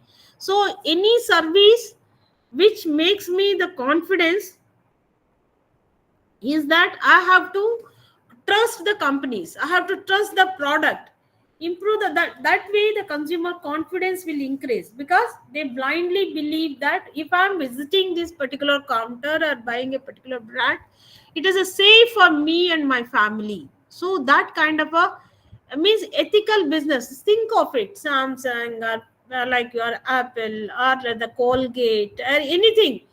They are there from the decades in the market. They are not compromising. Tata's recently, expired the Tata also. So the honorable, the chief of the Tata Industries, but still he is such a ethical. He is to give the only the preference for the ethical and the moral values in his business. So no compromise with the quality, no cheating for the consumers, malpractices, no. So that kind of a, if I'm going to buy some jewelry in Tanish, I feel confident that the purity of the gold is fine, absolutely fine. So that is what, that kind of a confidence you have to build among your customers or consumers, right? Survival of the business is possible only when you are able to do the ethical business. Unethical businesses will have only the short lifespan, short product life cycle. But when you are doing it, ethical businesses will have a long and will have a sustenance. And the next one is protecting consumers' rights and all. That is also very much important and all. You see, if you are giving the advantage or giving the quality service to your customers, but you need to protect the customers' rights also, protecting employees, shareholders, etc., and develops a good relationship between the business and the society means. So you just develop by giving offer, customer service, after sales service that will give you a better or priority in choosing your own product, because the your brand is stands for ethical and moral values and creates a good image of the business. So means like, so that is what I said, the Tanish stands for the quality, so image is there, you can build the image on that. And the next one is a smooth function of the business means you need not to worry about the any kind of a challenges and all, because though the 10 rupees higher, 1,000 rupees comparatively higher with your Lalita or some other jewelries, but still I feel confident, I'm ready to pay, because I'm not going to compromise and the Tatas are not going to compromise on the quality. That kind of a, I'm not recommending neither promoting the Tata, I'm just saying that what kind of a ethical business which you can do and can build your product image, brand image in the minds of the customers, right? Consumer movement is also important. Try to understand time to time their necessities, need, expectations, and try to meet their expectations and consumer satisfaction. At last, ultimately, for what we are working, we are trying to satisfy the consumer needs. That is what our business, but through the ethical values, we are trying to satisfy the consumer needs and all. What are the principles we are supposed to follow in a business ethics and all? There are 12 essential principles, ethical principles one has to follow in a business. First one is honesty. So you should be very honest towards your work, product, operations. Integrity. It should be given priority, equal importance are to all consumers, employees, and the society. Promise keeping, trustworthiness means you should build the trust among your employees and your customers. It should be a promising product or a business. And loyalty is a very much important. How you are going to be when the customer is coming again and again, you have to build the loyalty. As he is a customer coming regularly, you are giving some priority, some benefits or something. Honesty is different from the honesty is maintaining the values. Loyalty is you are loyal to the some trusted to some customers or to the business, to the values which you believe. Fairness in doing the business. If I'm getting the profit or loss, it is none of the situation. It is just I'm doing the good, the loyal business, fair business and all. Okay, fine. This time I'm not getting, but within a future, near future, I'm going to get a good profits and all. Concern for the others. See, if I'm going to give you the the free items or contaminated products to the consumers, that will cause a damage to the health of the people. So you think of the others, concern for the others. You should think of others, how it is going to influence, how it is going to hamper the concern. You must have a concern towards the others. Respect the others. That is also very much important. Law abiding. So first definition someone has given from the group that it should not bind by the laws. It is bind by the our own morals. Exactly. That is what I said. It you said very truly. Law abiding means like, so you just don't cross the limits. Whatever, see, like for if the signal is there, red signal, we stop. It's not that we are avoiding the signals and going, overloading the vehicles, meeting an accident. No. So abide by the rules and regulations and the law. Why you wanted to go and get into the problems and all. Commitment to the excellence means like I will work on the particular aspect to get the excellence in this aspect. Leadership. What the leadership qualities which is required? Situational leadership qualities you build upon among your teams. Reputation and the morale is a very much important. Try to identify, try to establish the reputation among the people, and the morale has to be built. Accountability is also very much important. You are accountable for the profits, building of the product, and reputation of the company and customer loyalty. You are the business is stands for accountability for all these qualities and all. So these are the ethical principles business has to follow to get it trust among the people, right? Scope of the business ethics and all. Where we implement, how do we implement this and all. Compliance is about obeying and adhering to the rules and authority. The motivation of being compliant could be to do the right thing for the right fear of, I mean, like whenever you're doing the right thing, some girl has said about this right and wrong. So who is going to, where is the yardstick? Who is going to define which is the right and which is the wrong? Absolutely, she said correct. Means it is no one is there to monitor you. You yourself realize that what is the right and what is the wrong, what should be done, what should not be done. Only the laws are there. So how we can define this? Compliance, what are the criteria will come in the compliance? Standards, strategy, policy, rules, control, requirements, regulations, audit, risk, laws and practices. Each term will have a discussion, but not now because very limited classes are there for you. So it is all self-explanatory. So when we could be able to understand about all these elements to implement in our business, that will become your ethical business. You are doing ethical values, you are maintaining it. Ethics in finance. So what has done your Satyam Computers, Vijay Mallya and all manipulations? There is no ethical values in the finance. There is no ethical systems in the finance and all. It relates to the finance that companies' employees are confronted with the include in accounting related issues, misleading of the financial statements. So best example is your Satyam Computers and all. So Harshad Mehta, have you heard about him? So these are all the financial frauds of the country. You might have not known about. Just Google it. You will know about Harshad Mehta has done a Black Monday, Black Sunday on the stock market because of the high fluctuations, losses. So it is a brain behind is the manipulation, financial crime crisis as arises because of the one brain is Harshad Mehta. And then it is Vijay Mallya. What has done? What is Satyam Computer has done? Financial frauds, financial analysis, misleading the accounts and all.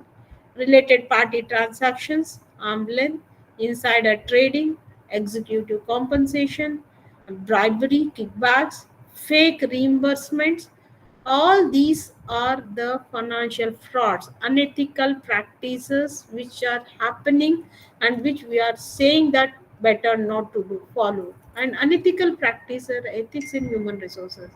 What is that?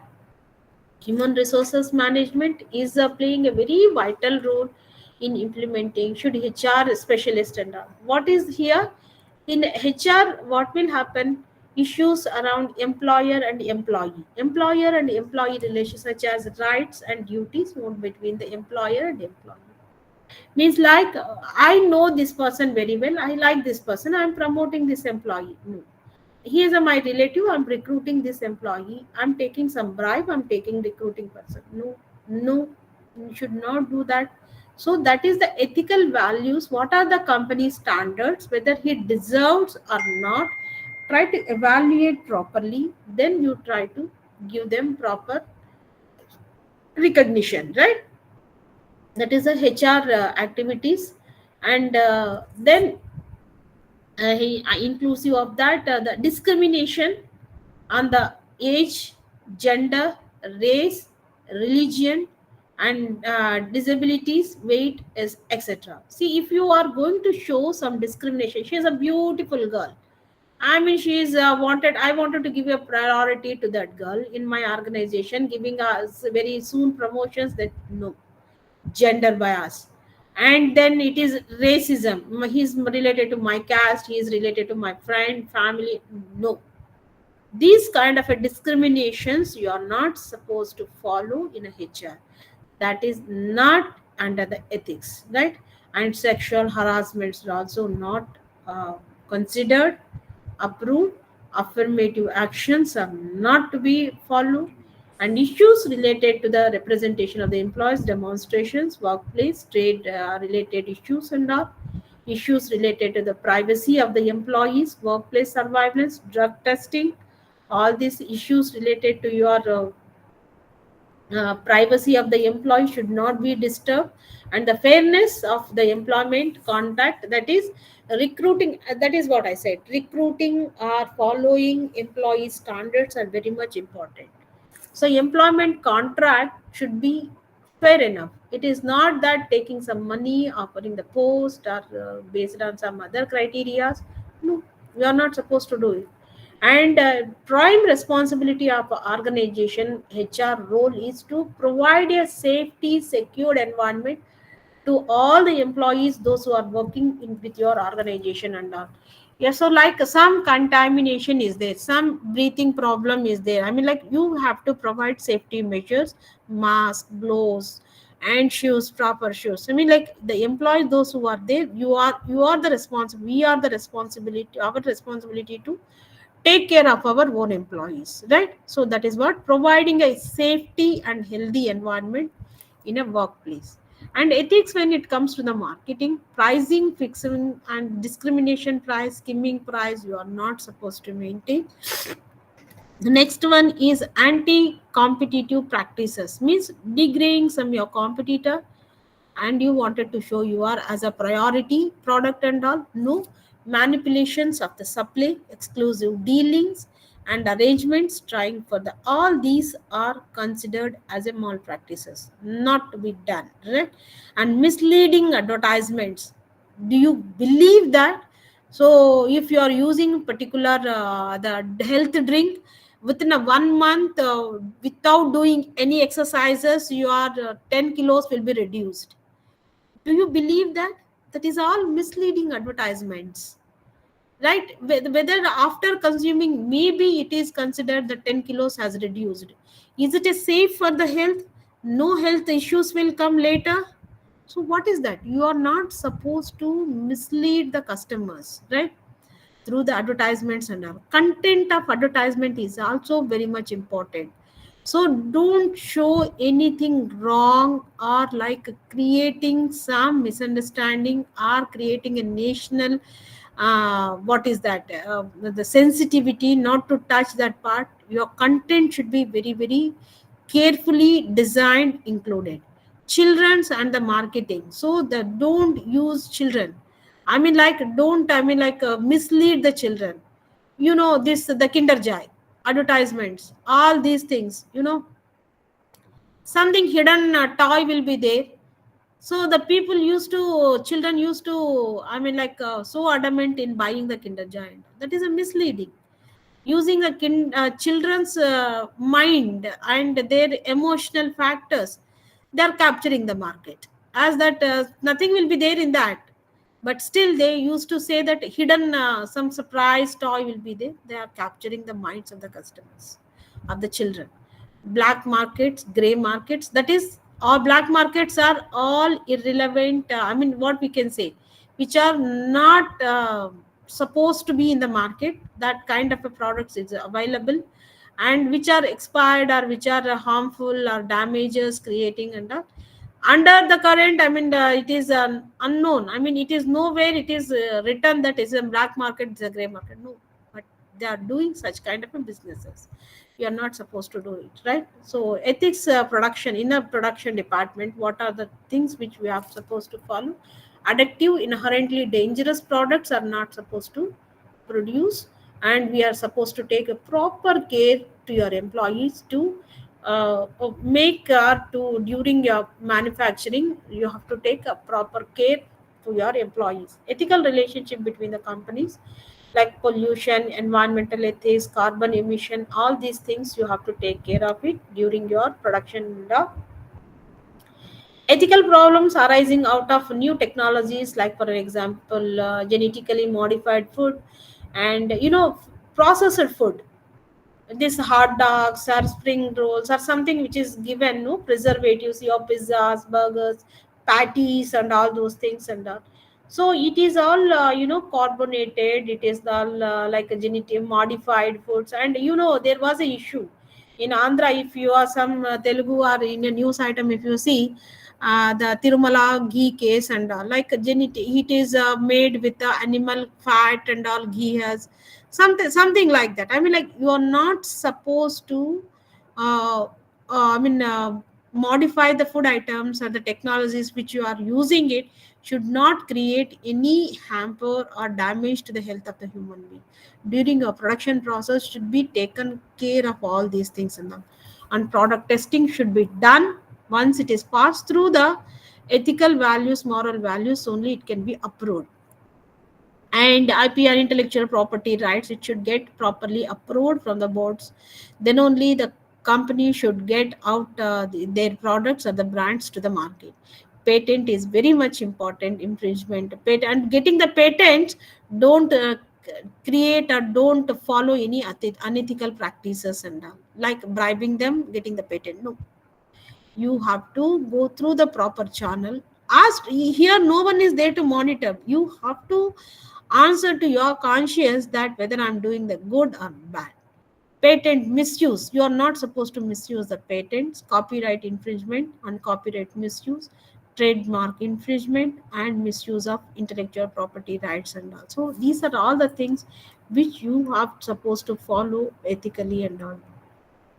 And what are the types of the ethics? Are the transactional ethics, participatory ethics, and recognitional ethics and all. Transactional ethics, what do you mean by the transactional ethics and all? Here the parties involved in the action pattern have the interest that happens to coincide in time but do not affect each other. See, understand what is that transactional ethics says about it here. That all the parties get involved, means like you, me, society, organization, all of us are get involved into that pattern, have interest in happens to coincide in time but do not affect each other. We are all buying the product but we are not getting affected with that. I mean, it's like we are buying what we can say, we are buying some butter, we are buying butter from Amul. We are all involved. Company is involved, customers are there, production is there, we are buying and consuming, but it is not going to hamper my health. That not getting affected with buying a butter from Amul, right? So that kind of a transaction, that is called transfer, because I'm taking care of, as a company of Amul is taking care of all the perspectives or the aspects, not to damage, not to go beyond the ethical values. In order to let each party's transaction run smoothly, all the parties have to accept the principle of equality. Means they are giving equal importance to all of them. Employees during the production process, customers, the health consent, and extraction of the milk from the rural people, all the balancing, and they are maintaining the ethical system by which all the parties are smoother and they are getting smooth functioning and all. And in order to let things go smoothly, following principles has to be maintained. How? What are the in the transactional ethics? What are the principles need to be followed?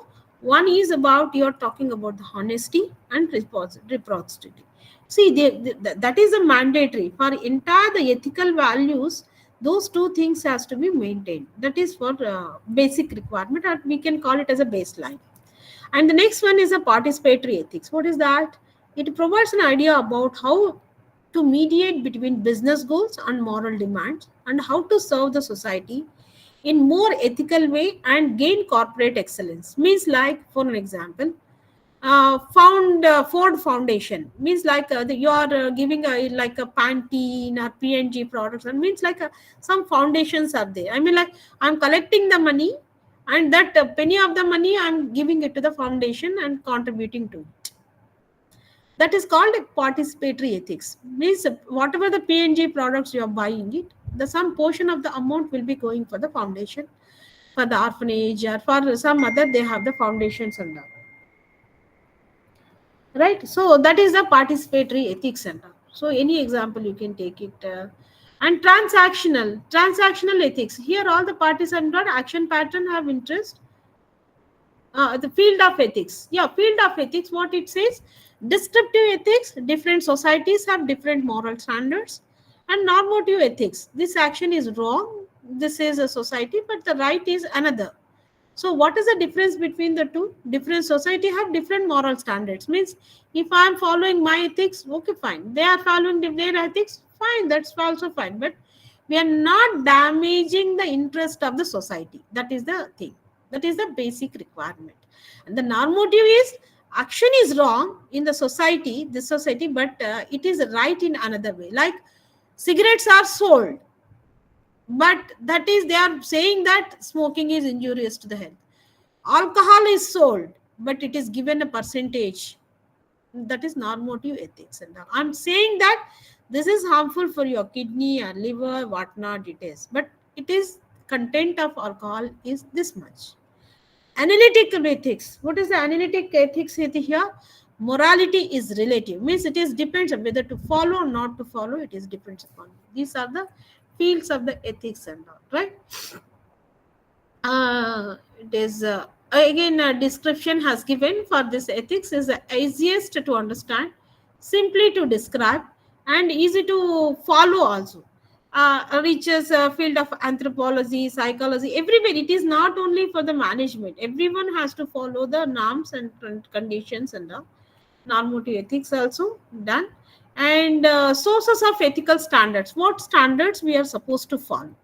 Utilitarian approach, the right approach, and the fairness or justice approach, the common good approach, and the virtue approach. The utilitarian approach, so means depends upon how much usage, so you are doing it, you are trying to follow that the standards and all, right? Right approach means like what is right and what is wrong. The girl was saying at the beginning of the stage, our moral conscience will cease and we have to follow it. And we know that what is the fairness of justice. By doing this kind of a business, what will happen? So we know the justice of common good approach means it should think of from all the perspectives, as a customer, as an employee, as an organization, society, and then which is right or wrong, you just follow. Virtue approach means it has to reach the standards. So that is what we are just trying to understand, and that is what called it as a virtue approach. And we'll stop here. And factors influencing the, this alone we'll complete and we'll stop. Factors influencing the business ethics. What are all the different factors are influencing on our business ethics? First one is a leadership. So as a Tata, J.R.D. Tata, he is the leader who has dictated all his organization, all his chain of command, that ethicals, no compromise on it. Values, no compromise on it. So leadership must be very effective. Leader must be very effective. One who has to dictate or make them to implement the ethical values in their business. Individual characteristics of the employee is also very much important. Environment, corporate culture, and strategy, and the performances. These are all the very, very important aspects which we are supposed to follow in a ethics for doing the business and all. So these are all the factors influencing business ethics. In a sum up, what we had discussed till now and all, it is giving you corporate culture, strategy, performance, environment, leadership, individual characteristics. So if you go through this, a complete picture of ethical values one has to follow in terms of business has to be followed, not we. Business as individuals, we are supposed to follow these. As a corporate culture, what are the factors are influencing how do we do the business? As a strategy, what kind of a performances levels which we need to maintain, standards, environmental issues, leadership qualities, our individual characteristics which influence on our doing the business will give you a complete clarity, and no need of it, right? Importance of the business ethics, as we know that it is for the goodwill and the profitability, survival of the business, healthy competition, and customer satisfaction, safeguarding consumer rights. No need it, these are all the terms are self-explanatory. When we do the business ethically, automatically all these factors will join, all these factors will come up, the smooth functioning of the business and consumer. We'll stop here and we'll continue it in the next class. If you have any doubts, you can ask me. Otherwise, we'll just wind up the class and the other faculty will join. So if you have any problem in my teaching or understanding, you get back to me. You can keep my WhatsApp number, and at the end of the, I have not, as I said, I have not prepared the material for this class alone. The next class onwards will have exclusively from your syllabus and your material. We'll be preparing the PPTs and all. So thank you once again. Do you have any doubts to ask? Ma'am, your number? No, number. Yeah, 90. In the chat box, I'll type it. You just make a note of it.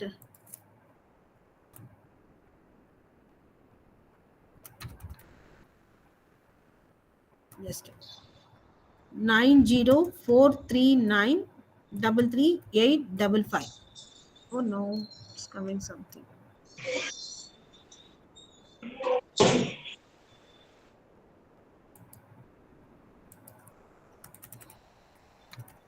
Yeah, 9043933855.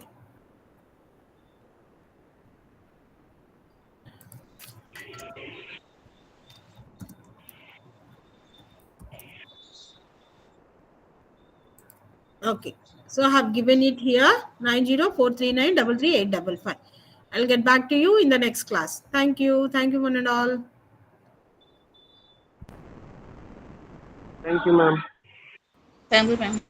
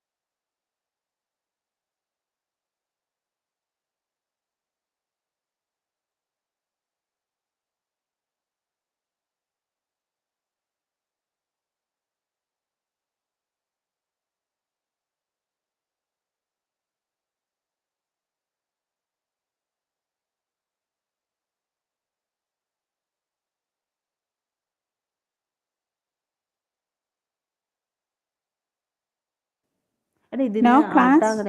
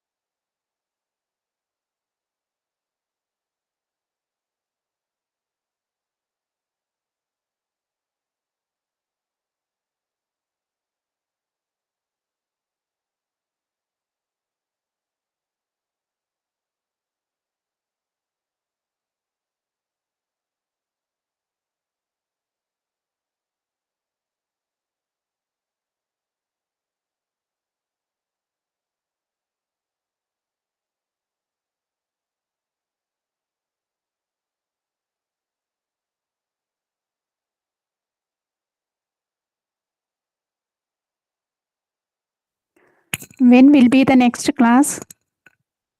উন্নয়ন মানে এই বিকশিত ভারত যে 14 থেকে 20 November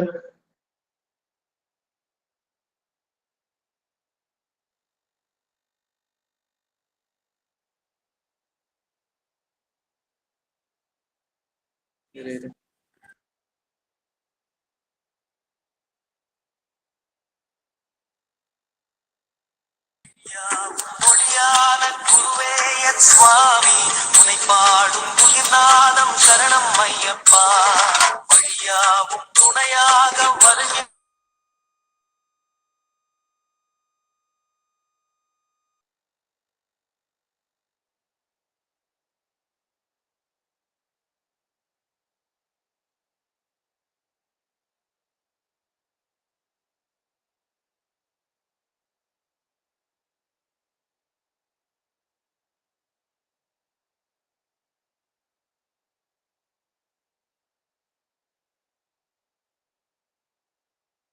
உனை பாடும் உயிர்நாதம் சரணம் ஐயப்பா வழியாவும் துணையாக வருகின்ற சாசா மனமே உன் மனப்பீடம் சரணம் ஐயப்பா சுத்தன் சுடர்மணி ஐயப்பா பசுமணியே ஐயப்பா பௌர்ணமி ஐயப்பா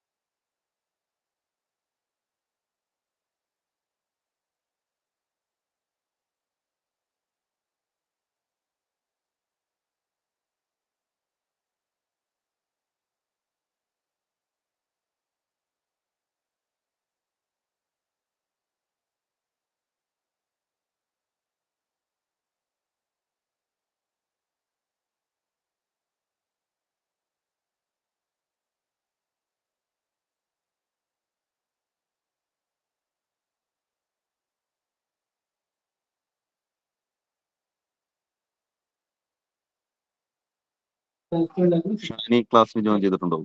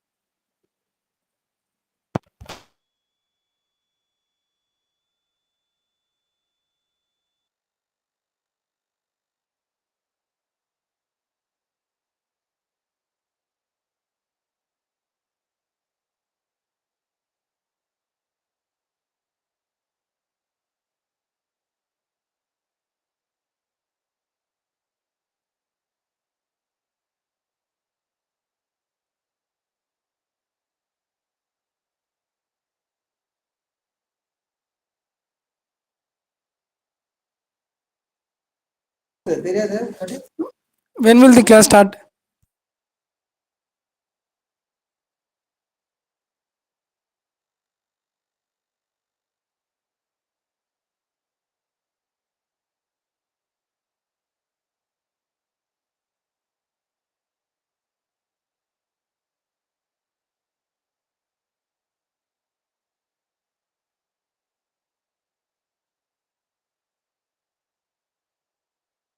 രാജലക്ഷ്മി ഇപ്പോഴും ക്ലാസ്സിലുണ്ടോ?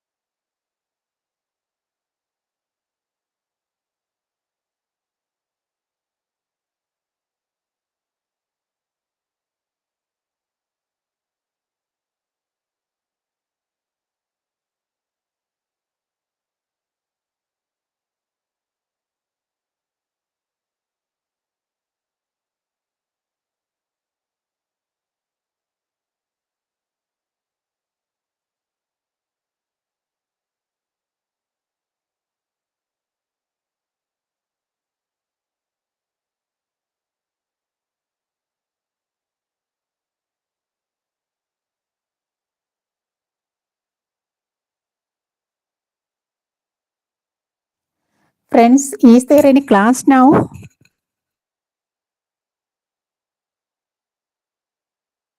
Sorry, we also don't know.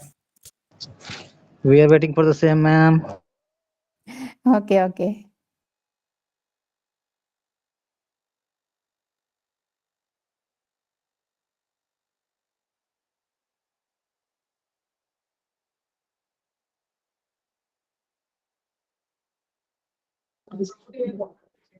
Shani madam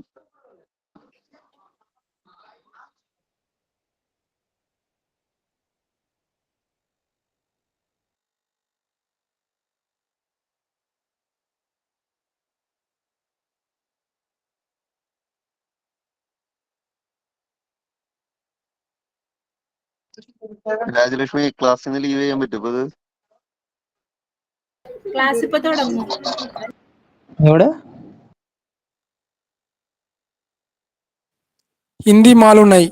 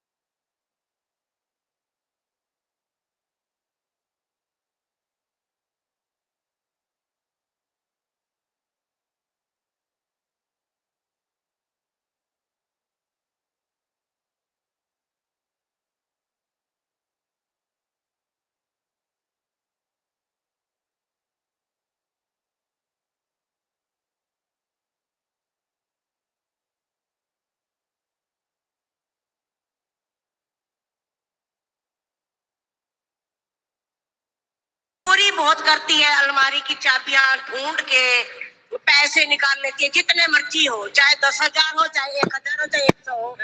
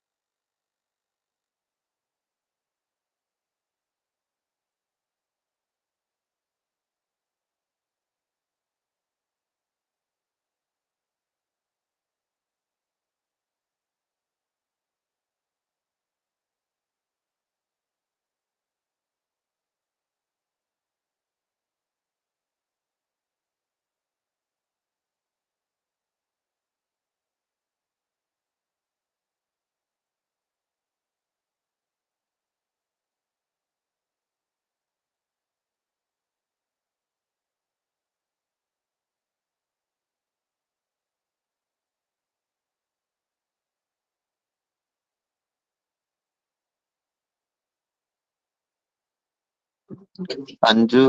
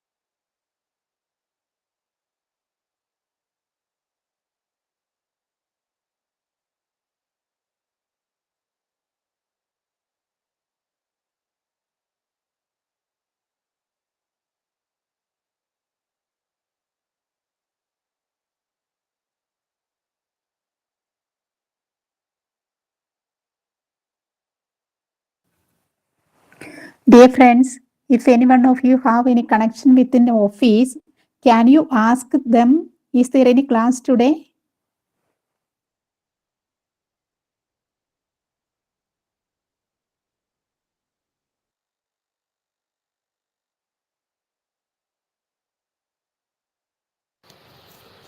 Today class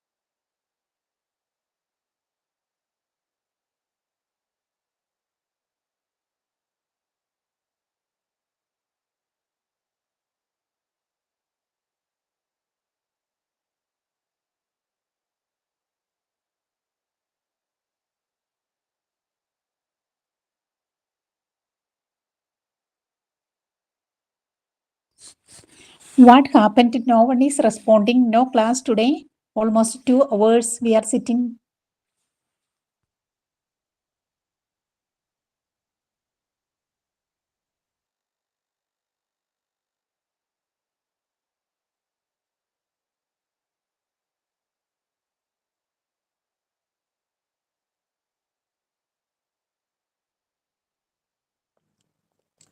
No one is responding. No, if any one of you can contact to the office and find out is there any class, we can do our duty at least. Simply 12 o'clock onwards, we are simply wasting our time, I think.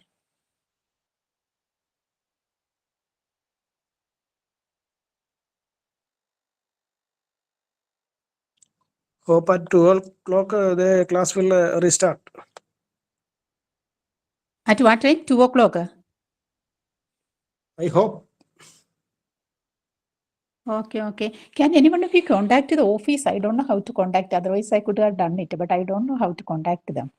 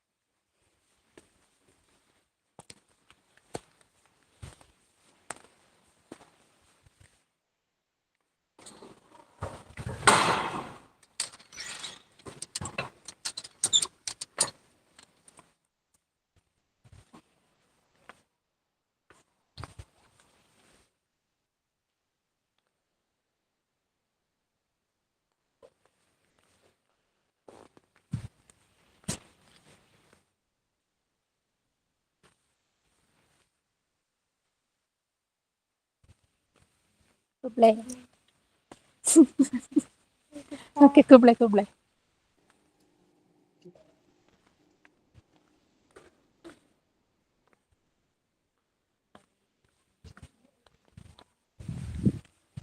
Excuse me, my plant is coming up.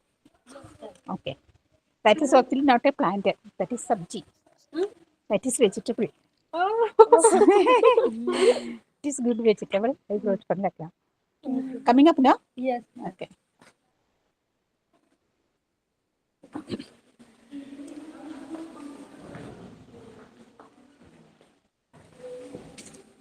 How many patients are there today? 34. Ah, good.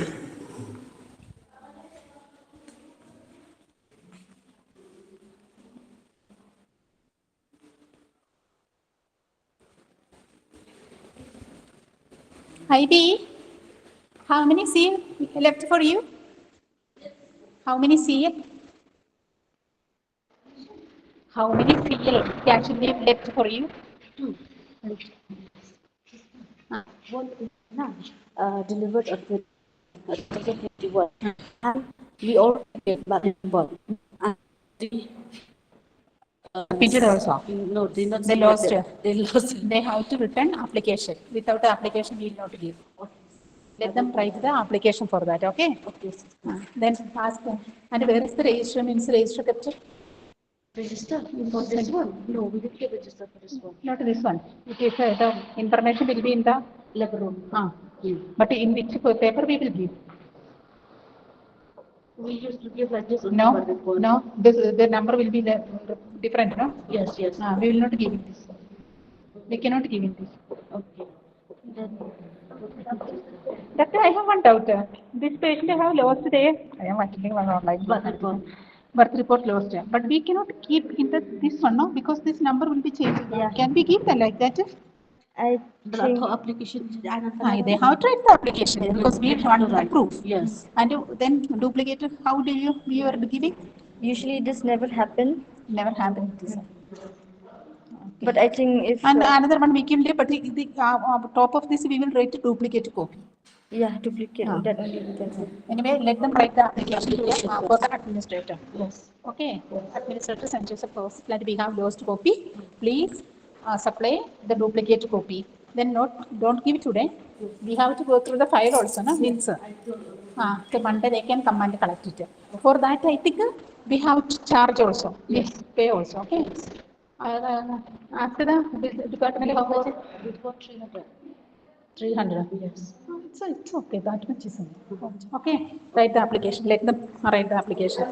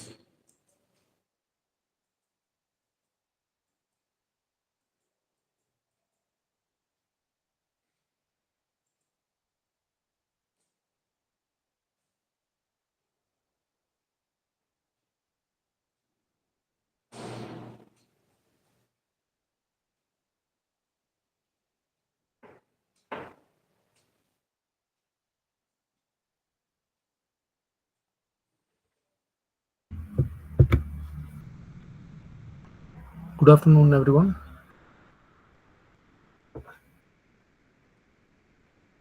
Who is the administrator for this meeting?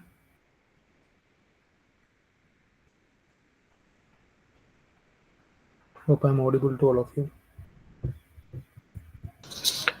Yes, you are audible, but there is no admin, I think. Okay. Okay. Fine. So, fine. I hope all of you are waiting for the next session, right? Yes, we do. Actually, there were no previous session. Previously, we had 2 sessions, and after that, there were gaps of approximately 1.5 hours. Yes. Okay. How usually the sessions will be taking place? Because I am the person who's supposed to take a class now. So I don't know whether you are having some WhatsApp group or any groups. Yeah, we have a WhatsApp group. Okay, fine. So today, as per the allotment, I am supposed to take the next 1.5 hours or maximum of 2 hours. Okay. So fine. So all of you, what is my request? See, I can discuss all the topics directly here. So instead of doing like that, we can have some interactions, or you can use chat box to interact, or you can unmute. So there are few people I can see who have turned on the videos and all. So we can turn off the videos, and whenever any Sir, unmuting can is. you please speak little louder? I'm not able to hear you properly. Is it? What about others? Am I audible? Clear? Sir, audible, but sound is slow, sir. Is it? Okay.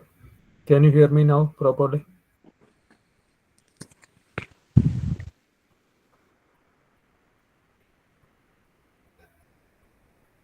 Few of you can respond in the chat box.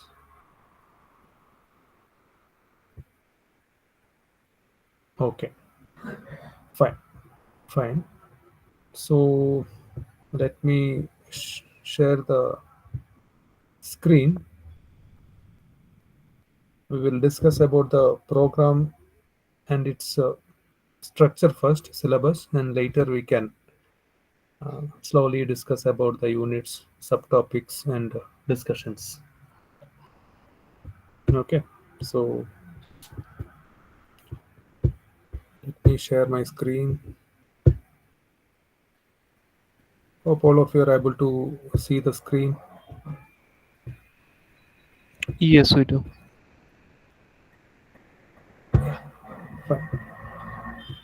Fine. So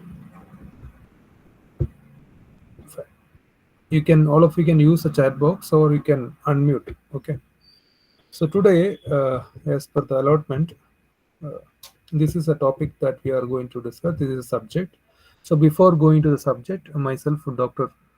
Sushinyam, so I'll be handling this subject, that is marketing management. Okay. So this is a second semester subject, and this is the PDF that you can even download from the university website, DD website. If you go, the study materials will be there, or hard copy, hope all of you might be getting or got. Okay, so you can download this PDF if you want, or else end of the session I'll be sharing the PPT. So I have prepared some PPT. So the same PPT I will be sharing with you, all of you, so that you can prepare from the PPT also. But the PPT may not be sufficient to get everything. So if wherever you want more explanation, wherever you want to have extra discussions, examples and all, we can go through the textbook. Okay, so this is what my suggestion. So the subject code is MBA to MBAC 2002. So this is the subject code. And as you can see here, there are some 5 units you can find. Unit 1 is Introduction to Marketing. Unit 2, Product Design. Unit 3 is Price Decision. Unit 4 is Channel Decision. Unit 5 is Promotion Decision. So these are the topics which are coming, or major title which are coming for each unit. So by seeing the page numbers, don't get any kind of fear, because the content and explanation which is there in the textbook is little huge. So we'll be discussing only to the point to point discussions. Okay, so these are the objectives of this particular subject, that once you complete this particular program, I hope somebody is unmuted. Those who are unmuted, kindly, Polly Joseph is there, can you please mute your mic? Polly Joseph, yeah, thank you. Fine. So these are the objectives that you will be getting out of this particular course. Once we complete this course, we'll be familiarized with respect to the concept, techniques of marketing management, and you will be able to understand what are the behavioral elements that we need to consider to study about the consumers, to understand about the consumers and all.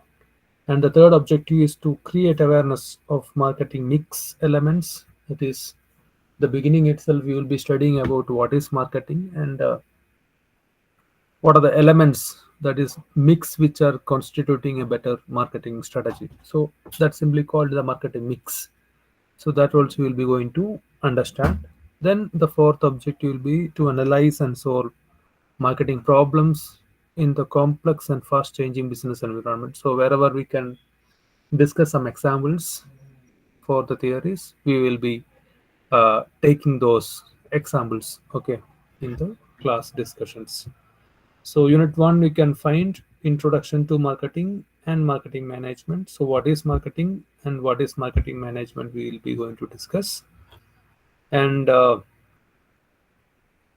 marketing concepts are there, that is in different time period the marketing concept is changed, that scope of marketing concept is changed. So those changes we'll be going to discuss. Then marketing process and marketing mix. So marketing environment, what are surrounding things we need to consider while we are drafting the marketing decisions and all. Then consumer market, buying behavior, and market segmentation and targeting and positioning. That is STP, that is market segmentation and targeting positioning. So these are the topics that we are going to discuss in the unit 1.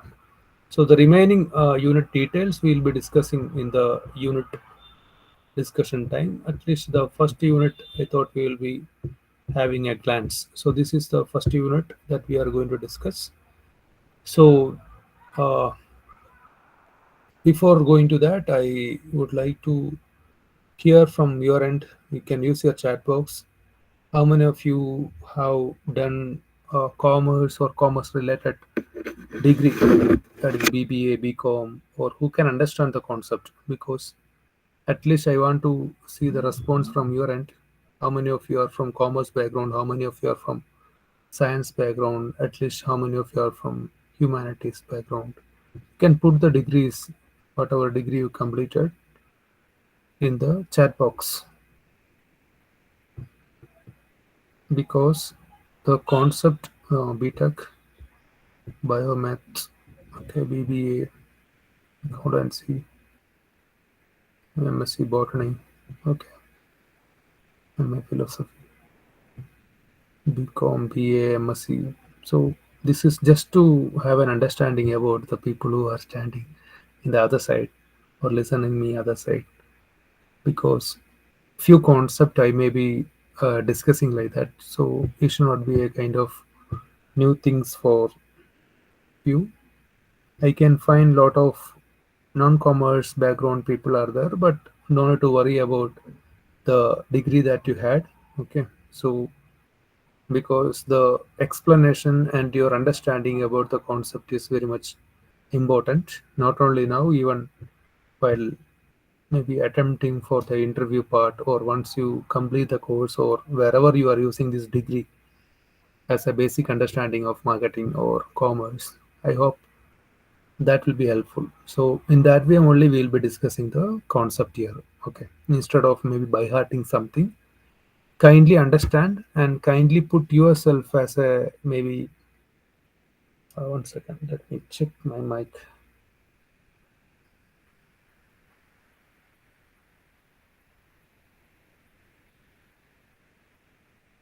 Fine. So what you can do, yeah, in that way it may be useful. Apart from that, don't need to by heart anything, but a few steps, maybe the process, marketing mix, like that. Few important topics I'll be keeping it in the PPT discussion time, because we cannot discuss everything extensively within 5 to 6 hours of allotment. So at least we'll be spending 1 hour plus for each unit, so that by 6 hours we'll be able to have a glance about the topics. That's it. Okay. And last year also I was taking the same topic for the people who are in the second year now. Fine. So this is what about your syllabus. Fine. So 5 units are there. There are some references you can find here. At least the topic that we are discussing, or that is there in the PDF, you should be familiar. Okay. This is what you should ensure before you go for the examination. Okay. So even whatever management positions you are taking now, or wherever you are applying or using this particular degree, the basic understanding about this concept will be helpful for you to have better decisions or decision makers. Okay, so this may be the purpose. Okay, so fine. So we'll start with the unit 1 today. So before going to that, you can just glance through the units here. Okay, product decisions, concept of a product, what is product mix, all these things you can find here. So each and every topic that is there in the syllabus, we will have a glance. Okay, then price decisions are there. 1 second, price decisions are there. Fine. So this is the third unit. Things are related to the pricing, types of pricing, or product mix pricing strategies, price adjustment strategies, and all. It's all about price.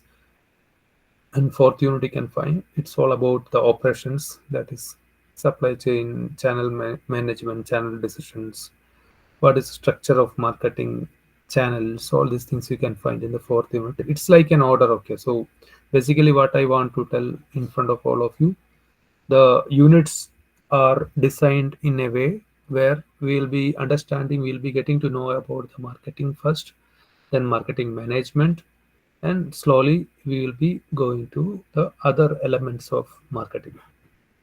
Okay, so the I can see the program, or maybe the degree that you completed before doing this. You have completed masters. Okay, so there is no difference, I am telling. Whatever degree you completed, that is something, it may be useful, but apart from that, this concept what we are going to discuss, it may not be a criteria. which is deciding or which is affecting the learning outcome. Okay, that means any degree, any knowledge, whatever you are possessing now, it may not be having much impact. Some writing part, they may be getting some advantage. Apart from that, everybody is having equal maybe opportunity. Okay, so that is regarding that. We will start with the PPT, PDF first, then slowly we'll go to the maybe the PPT. Okay, so here you can find marketing is starting with some learning objectives are there. Each unit you can find there will be some learning objective. That means once we complete the discussion, this is what you are going to learn out of this particular area or particular unit. So what is marketing, evolution of marketing, marketing framework, marketing in different sectors, how it is happening, then functions of marketing. Okay, so here again there are some other things we need to understand. We can go through the explanation. Okay, we may not be able to discuss each and every line here. Okay, so there are some keywords like utility. What is utility? Anyone? Any idea about utility? You can use the chat box. You can put it there. Okay, maybe posting some questions, or I may be asking some questions. If you really want to have some contribution, you can use the chat box. Okay, or else you can unmute and share. And there is no right or wrong, so that is also you can keep it in mind. So utility can be defined as some purchase or of a product. Purchase of a product, or utility in another way we can say it's a level of satisfaction. Okay, that we are getting out of the usage or the consumption. Okay, so before going to the thank you, I didn't check who was contributing, but thank you for that contribution. So you can also understand that before going to the maybe the major discussion side, can anyone tell what can be the difference between the customer and consumer? Can anyone say something about these differences?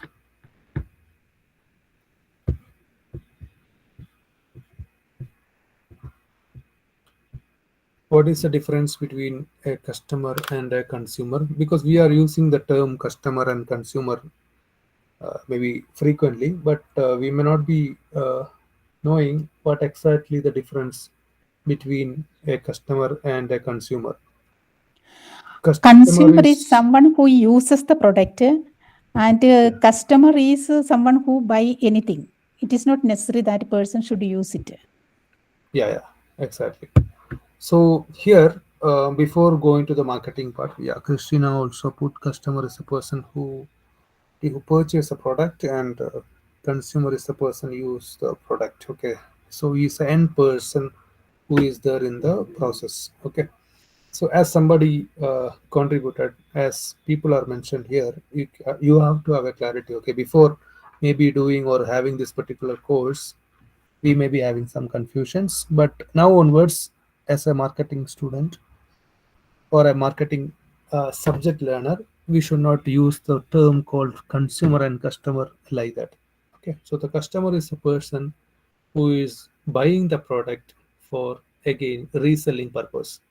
Okay, he may not be using the product, or he or she may not be using the product. Okay, so it may be a retailer, it may be a wholesaler who is buying. Okay, it may be someone or an individual who is buying not for consumption purpose. So all those maybe category we can put it as a customer. Okay, so who is a consumer in the other side? The person who is buying the product, okay, for the final consumption. Okay, so suppose if you are buying a product for reselling with a profit or loss, whatever, okay, our intention is profit only, so such kind of people is the customer. Okay, suppose if you are buying some product for your own usage, that particular person, or we can call yourself as a consumer, because you are buying the product for consuming. So this is the basic difference between a customer and consumer. So I hope all of you are clear about this difference. right? You can use your chat box so that I also will be having a mindset that somebody is there in the other side. Otherwise, it is like a monologue. Okay. So here in textbook, you can find there are some keywords you can take out of this marketing. So marketing, what are the keywords which are coming to your mind whenever a marketing is, the term marketing is coming in front of you? The keywords you can put it in the chat box. I will combine that. Okay. What do you get out of the term called marketing? So Is it the same with exposure to advertising, selling, exposure to advertising? Yes. Mr. selling, Mirza, right? Yeah. Selling. Okay. selling, and Yeah, please. goods and services as well, sir. Goods and services. Okay, so I'm just typing here. Okay, others are not doing, so I'm only doing that. Goods and services. Okay. Then advertisement is there, right? Buying and selling. Advertisement. Yeah, buying and selling is there, right? Buying and selling. Also analyzing is one of the things, because analyzing consumer needs, that also is Analyzing the consumer, right? Consumer needs, right? Yes. Goods and services, marketing of product, right? So this is the, maybe these are the keywords you should keep it in mind while we are discussing about the term called marketing. Okay, so there are few contributions which came from your end, that also you can find here. So apart from that, you can find some explanations which are given in your textbook. Okay, analyzing consumer needs, securing information to design and produce goods or services that match buyer expectations, and creating and maintaining relationships with the customer and suppliers. Okay, so there are some extra explanations you can find here. So this is one of the discussion which is available in your textbook, that is, what is the difference between the marketing and selling? Okay, so this is also we should understand what exactly, whether marketing is same of selling, or is there anything extra which is coming under the scope of marketing and all. So there are some basic differences you can find between the concept of selling and marketing. Okay, so selling is starting with the factory. Okay, it's like a maybe somebody is raising the hand, right? Yeah, Surya, please.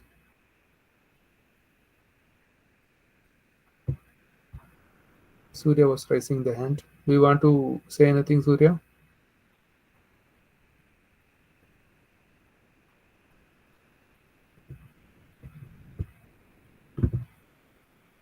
Surya is there? No, fine. Right, sure.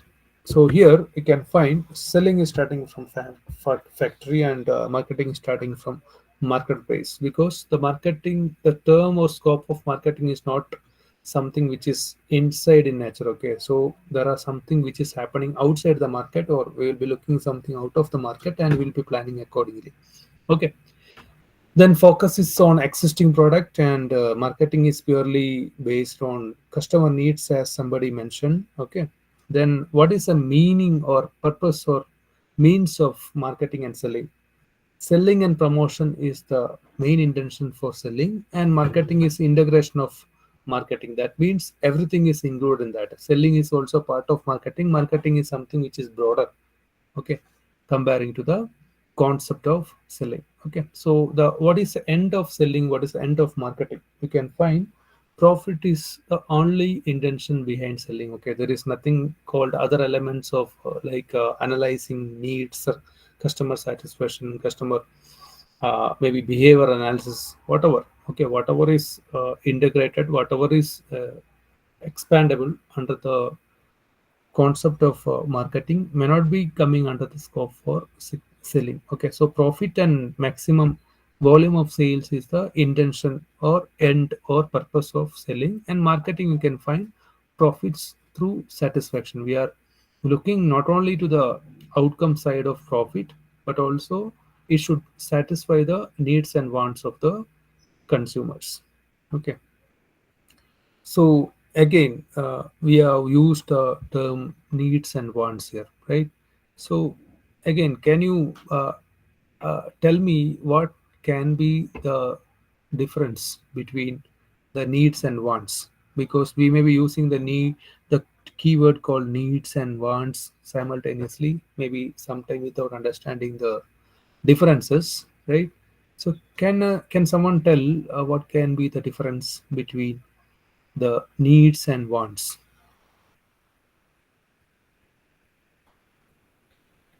You can use the chat box if you are reluctant to share. Sir, as I've understood your question that you have asked difference between needs and want. So Yeah. need is like what a customer like according to a marketing perspective, basically what a customer wants and how it could be a beneficial for him. That is a want. So what kind of examples we can keep for needs? So Is like it like shoes, necessities? Yeah, example, yeah, shoes, yes. necessities. Wants are unlimited, yes, Anil Kumar. Yeah, but needs are something which is something. What can be the what can be the heading we can keep for needs, human needs? The basic needs are clothes, food, like that. Yeah. So we can't live without satisfying or without having or without satisfying the needs. Okay, so there are some theories which also related to this, like Maslow's needs and all. You might be heard, those who are from commerce background, or we'll be studying it later. Okay, needs are the essential requirements, necessities for survival and basic functioning. Yes, and wants are the wishes or items or experience that are not essentials. Okay, we can live without satisfying wants, but we cannot have the existence without satisfying the needs. Okay, this is what we need to understand. It may be food, it may be water, it may be shelter. Okay, it may be, as somebody mentioned, maybe the shoe, right? It is something which is necessary, or it's a necessity in our day-to-day life. These are needs. Okay, but wants are something which we may be thinking after satisfying the needs according to some theories. Apart from that, wants are unlimited, as Anil Kumar said, and needs are limited. Yes, Anil Kumar, you can use the mic. I hope people who are using the options, okay, hands up options, we can talk, or else no problem. Okay, fine. Okay, so these are the things you should remember. So we have discussed about sales or selling and marketing difference, consumers and customers. Now needs and wants. Okay, we are just clarifying few things. Okay, we are just uh, uh, discussing about some topics which are maybe a little confusing in our day-to-day usages. Okay, that also will be satisfied. Okay, so these are the references you should remember between the marketing and selling. Then again, there are a lot of informations you can find. The next topic, okay, that we are going to discuss is evolution of marketing. So from here onwards, what I was thinking, we will be using the PPT, okay, so that uh, later it may be useful for you. Okay.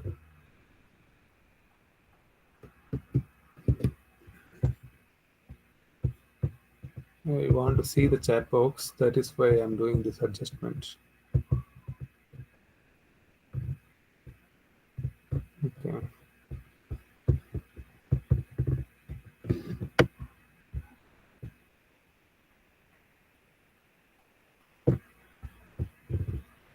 One second. Let me adjust the screen. I hope the PPT is visible, right? Do you want me to keep it in the full presentation mode, or is it fine? Are you able to see the font?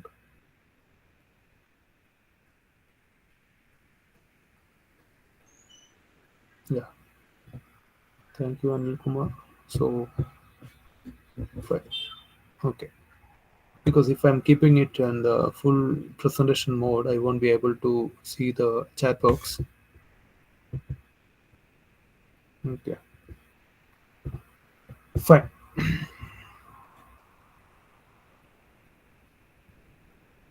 Yeah. Yes, Crystal. So, see, I'll be sharing. Okay.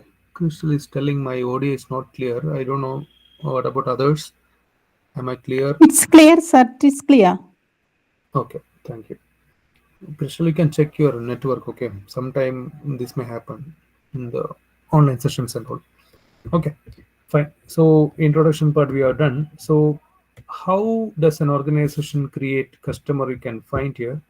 So I really want to do it in the presentation mode so that you can also contribute. So this is the first question which is asked in the textbook, or this is the explanation which you can find in the textbook first. Okay.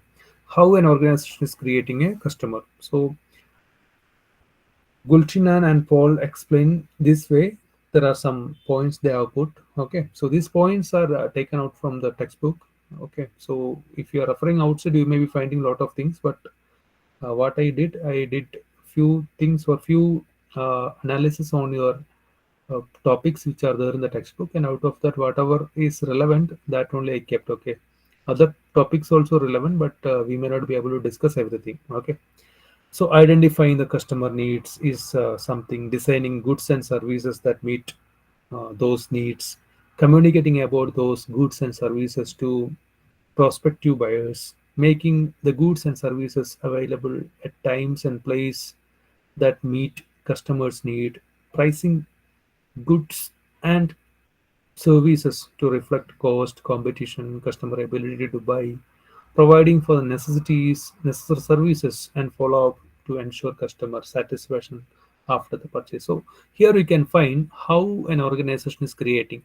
It may be happening, it may be experiencing even in our daily life, but you have to have some points. Okay, so we have to understand the needs and wants of customers first. Without understanding their needs and wants, we cannot produce anything, we cannot provide anything. Okay, then based on that need, we need to develop the product, we need to plan the services. This is what second. Third, once we have the product, we should communicate. How we'll be able to communicate? We will be able to communicate through different medias. It may be social media marketing, it may be printed media marketing, whatever. Okay, so all those ways, what we are doing, we are directly or indirectly communicating about our products to the customers. And third, fourth point, you can find where you can provide the product. So is it like physical marketing, or is it like a e-commerce platform like Amazon and all, right? Then pricing, then provide necessary services. Once you sell the product, or once you sell the product, once you provide the services, you have to have some follow-up things. It may be after sales services, it may be warranty related things, right? So these are the ways we will be able to create the consumers. Okay, so customers. So these are the topic, or these are the points you should remember how an organization is creating consumers or customers. Okay, here. Okay, fine. Hope all of you are clear this discussion about this discussion, right? Fine. So already we discussed about the difference between selling and marketing. Hope also that's also clear for everyone. Now we will be discussing about the evolution of marketing. Okay, so what are the keywords we kept for marketing? All of you are having that, but here you can find in different phases. Okay, in different phases, approach and attitude of marketing is has been changed. Okay, so what do you mean by marketing? The meaning or scope of the marketing concept is not constant over different decades. Okay, or on different time period. Okay, that is what you can find here. In different eras, the concept of marketing is also changed. Here you can find five eras are kept here: production era, product era, sales era, and marketing and relationship marketing era. So there are maybe some recent things also, recent development also, which is taken place with respect to the evolution of marketing. So basically, these 5 points you should remember under the evolution of marketing. Okay, so under the production era, what is the attitude and approach of marketing? What marketing mean during the production era? You can find here: consumers favor products that are available and highly affordable. Whenever price are less, okay, or whenever you are getting the product for a lesser price, you will be having more customers. This is the belief of marketing during the production era. Okay, improve production and distribution by having lesser price or better availability of products. Okay, then availability and affordability is what the customers want. This is the scope of marketing in the production era. Okay, so you can find font is not visible.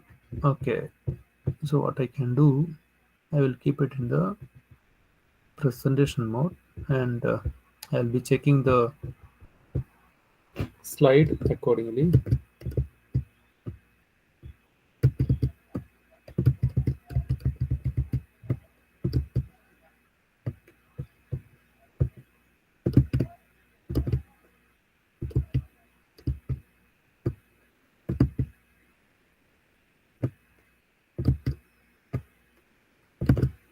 Okay, so I'll be using this, and whenever you are having any additions, or whenever you want to say something, you can use your chat box. Okay, fine. Hope it is visible now. The fonts. Shakun, yes. Fine. So production era is talking more about the affordability and availability. Okay. So marketing scope under the production era is talking more about availability and affordability. There is no satisfaction elements. There is no product quality elements. Okay. Only thing availability and affordability. Second era is, you can find, it's product era. So here customers or consumers favor products that offers most quality. So quality element was absent in the first era. Okay, second era we can find the quality element is coming to picture, and if any innovativeness or anything new, some features, some maybe extra benefit that you are getting out of the product will be the criteria which are deciding the customer satisfaction, and it's the main scope of maybe product era marketing concept. Okay, so a good product will it sell itself. That means if you are having good quality product, even though the price is little high, if you are having better quality, there is no need to market it. Already the quality will be the criteria for consumers to buy it. Okay, this is what product era is talking about. And third era of marketing is sales. Okay, so here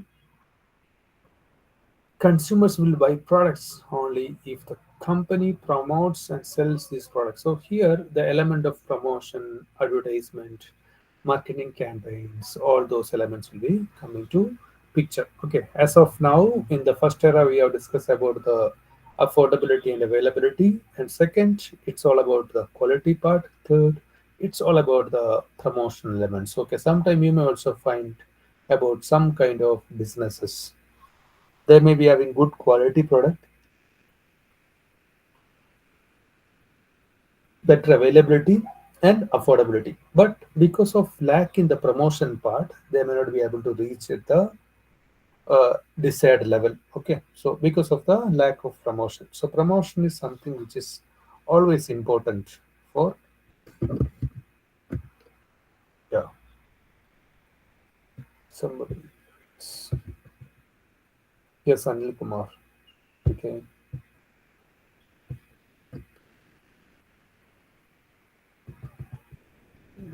Anil Kumar, sir, do you have anything to ask, or accidentally you raised your hand?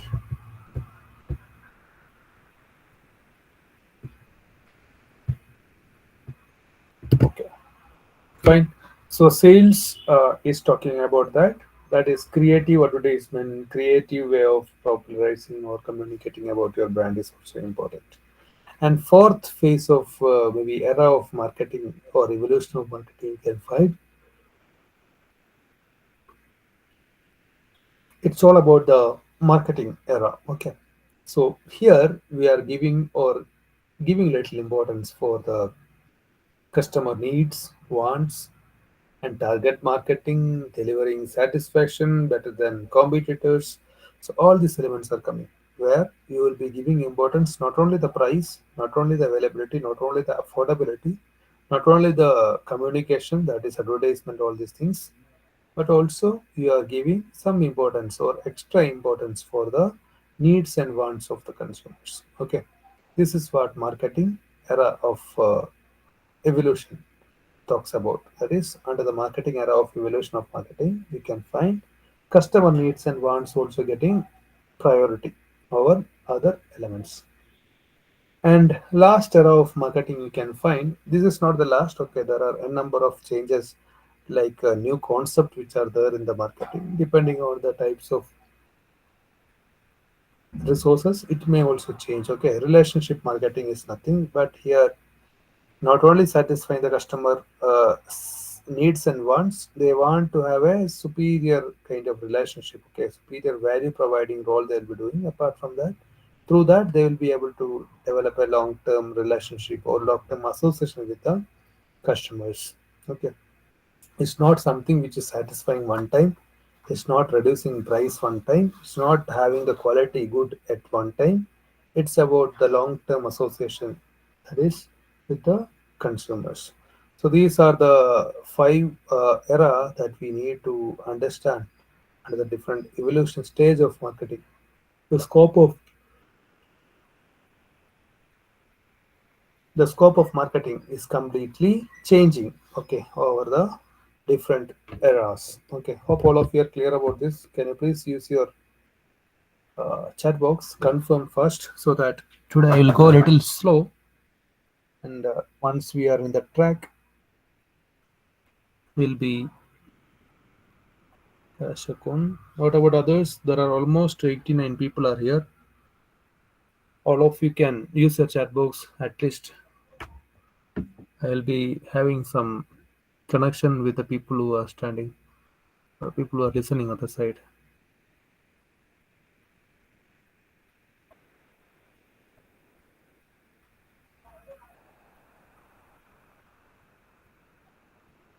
Yeah.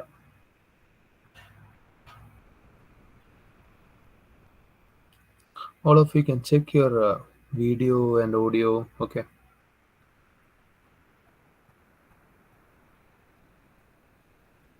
Can turn it off.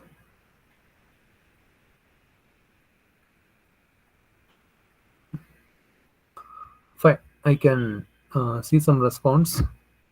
Okay. Those who are maybe there on the other side, please ensure that at least you are listening to the concept what we are discussing. Okay.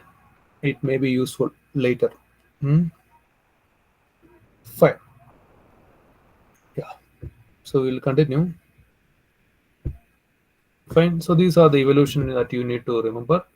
Now we will be going to the comparing transaction-based marketing and relationship marketing. So there are two types of marketing with respect to the elements, whatever you are finding here. One is transaction-based marketing, that is purely based on marketing intended for profit, money, more sales. Okay. Second is relationship marketing. So if you are studying these differences, you will be able to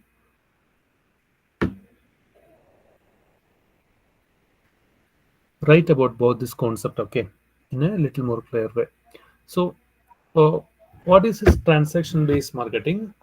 The marketing efforts, okay, it's always looking for the profit side. It may not be giving much importance for the customer satisfaction part. Okay, sales is the more intention, not the retention or long-term association or long-term relationship. Okay, then what is the association? with the consumers, how much time we are giving for association with the consumers. All these things will be varying under this two concept. Okay, so that difference only we are going to discuss now. Okay, what is the time orientation? If you are looking for a transaction based marketing, that is purely for profit and all, not for satisfaction, customer engagement, customer experience, all these things, if it is not planned or not aimed, you can say that such kind of maybe marketing efforts or marketing concepts which are coming under transaction based marketing. Okay, so the second part, that is relationship marketing. Whatever marketing effort we are looking, it's looking for a long term association with the organization. Okay, so if you're looking for time orientation, you can find transaction based list looking for short run, and relationship marketing is looking for long-term association. And second is organizational goal. What is the transaction based marketing organizational goal? It is to have more sales. Okay, relationship marketing can find emphasize on customer retention, that is you don't want to lose your customers. Okay, customer retention practices means stimulating some customers or consumers towards your brand or product. Okay, this is what customer retention means. Okay, so what is the objective of transaction base? It is to make more sales, that is enhance the sale only, the objective of maybe transaction base. The other side emphasize on customer retention. Okay, so if you are looking for the customer retention part, you can find relationship marketing is coming more priority over that. Okay, customer service priority you can find, since we are looking for more profit, more sales and all, low and moderate kind of customer contact is coming under the transaction based. Okay, relationship marketing can find it is frequent because you are really looking for a positive relationship with your customers. Then customer contact also, it will be relatively less or moderate, and it's more and frequent in the relationship marketing. And the basis for seller customer interactions, you can find conflict manipulation and cooperation is the two keywords that you should remember. Okay, seller customer interaction probably happening for the manipulation part, complaints part for the transaction based marketing. Okay, other side you can find it is more about the principle of trust and cooperation. And what are sources of quality? Primarily from production. Okay, quality of maybe the data. Okay, so relationship marketing company wide commitments will be there, so these will be the criteria. Okay, so these are the things you should remember under the difference between transaction based maybe marketing and relationship based marketing. In your textbook, the topic that you are going to get is next is elements of a marketing strategy and its environmental framework. Okay, so before going to that, let me see the chat box. Okay, find it difficulty to have some connections with all of you.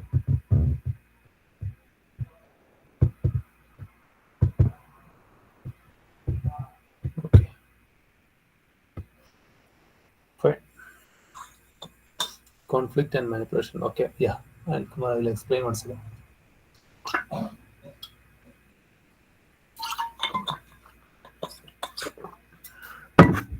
The previous maybe slide, we had two keyword. Okay, conflict manipulation.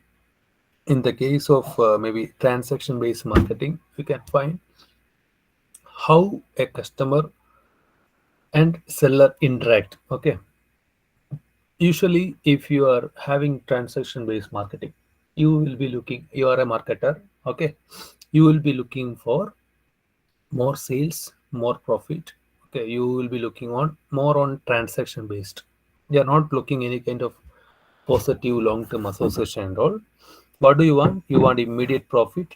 Okay, you want the relationship, but it's purely you are looking on the transactions. Okay, more transactions should happen, more profit should happen, immediate outcome you want. So here, under the transaction based marketing, your interaction with your customers will be mainly for the conflict manipulation or conflict management part. Okay, that you will be using that platform, or you will be having interaction in order to settle down the conflict. Other side, it's purely for the for or under the cooperation and trust part, because you will be getting a better relationship, you will be having a better relationship with the brand or the organization. Automatically, as a customer or a consumer, you will be having an association, or you will be having an interaction with the manufacturer, or the manufacturer or the organization to the customers. It will be purely based on the principle of trust and cooperation. Other side, it will be for settlement of maybe conflict or manipulations which are happened in order to increase the sales or volume of sales. Okay, Anil, fine.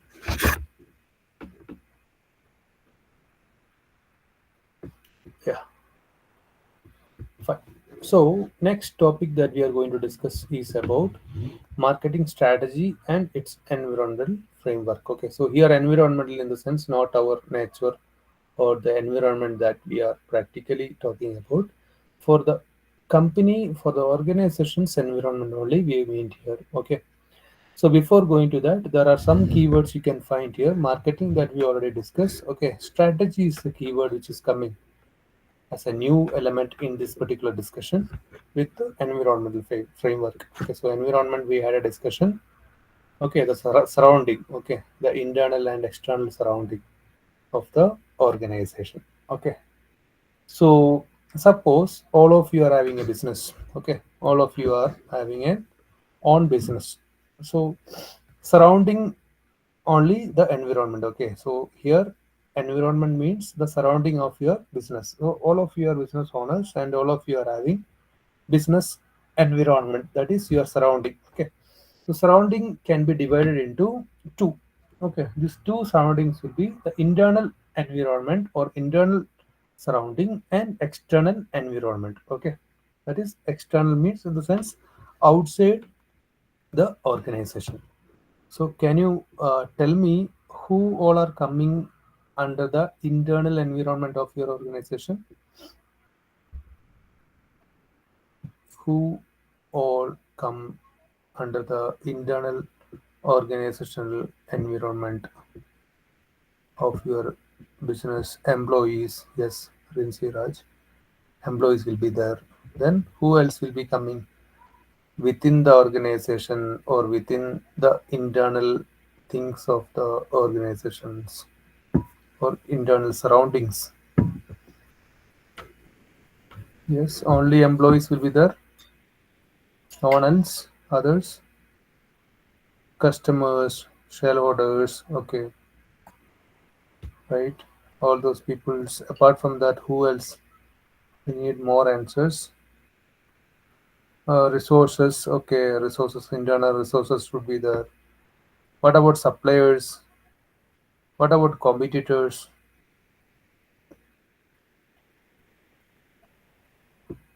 Is it highly connected to our internal, yeah, distributors?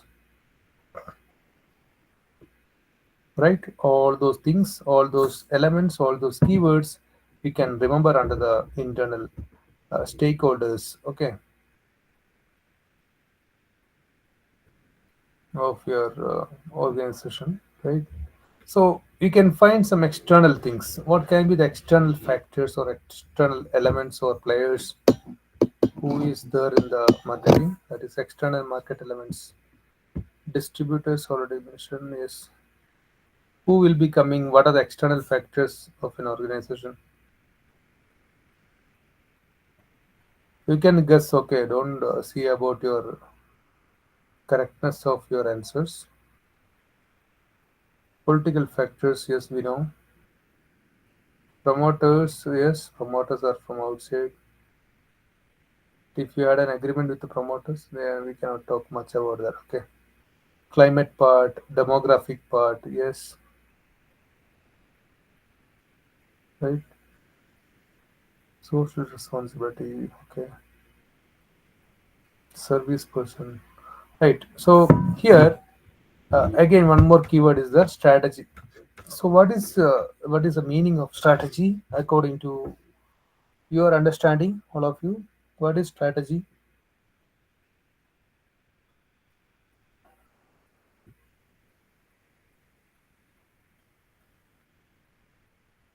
So strategy can be defined as the plan or the approach that you want to make some changes. Yes, Mirza. So the plans, approach, techniques used, yes, Giridhar. We know is so saying problem solving. Wallarson is telling sales point. Okay, so it's something related to plans. I hope, as per your contribution and my understanding, the strategies are some set of plans. Okay, some set of plans. Okay, to get a competitive edge. Okay, yeah, to get a competitive edge over the competitors. Okay, so in order to have a marketing strategy, there are some environmental framework or elements we need to consider. So before going to that, you can find in this particular maybe the diagram, you can find the central intention is our targeted consumers. This is what we are intended for as a marketing team. Target consumers are there. Outside that, you can find for P's. Okay, that is product, place, price, and promotion. So these are the four elements which are coming under the or considered under the marketing strategy and its process. S a square, I don't know, your strategy is a general plan to achieve one or more long-term overall goals. Okay, yes, that is also right. Everything is right. Okay, there is nothing wrong. So here you can find there are four elements which are coming as a marketing mix. In order to finalize the targeted consumers, we should have some decisions. We should have some plans. Okay, those plans only we need to put by right. So here product, price, promotion, and all. So next you can find the strategy as somebody mentioned at the beginning. Okay, we cannot have the strategies without planning. So marketing planning is there. Then marketing implementation is there. Whatever you planned, you should implement. Okay. Then marketing control. Once you implement, that should be controlled. Okay. And analyzing the result. Okay. So here according to all of you, what do you mean by controlling? What is this function called controlling? We may be using in our daily life by saying that you control yourself. Okay, you control this particular system like that. So, what do you mean by controlling?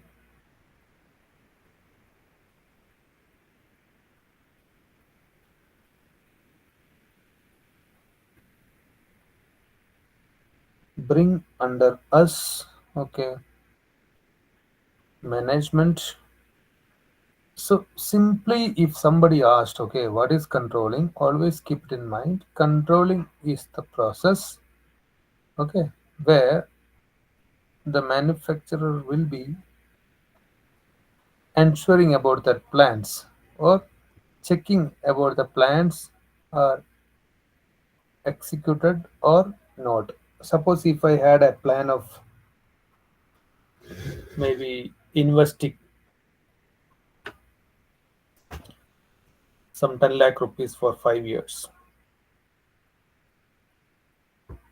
Okay, so execution happened, action over.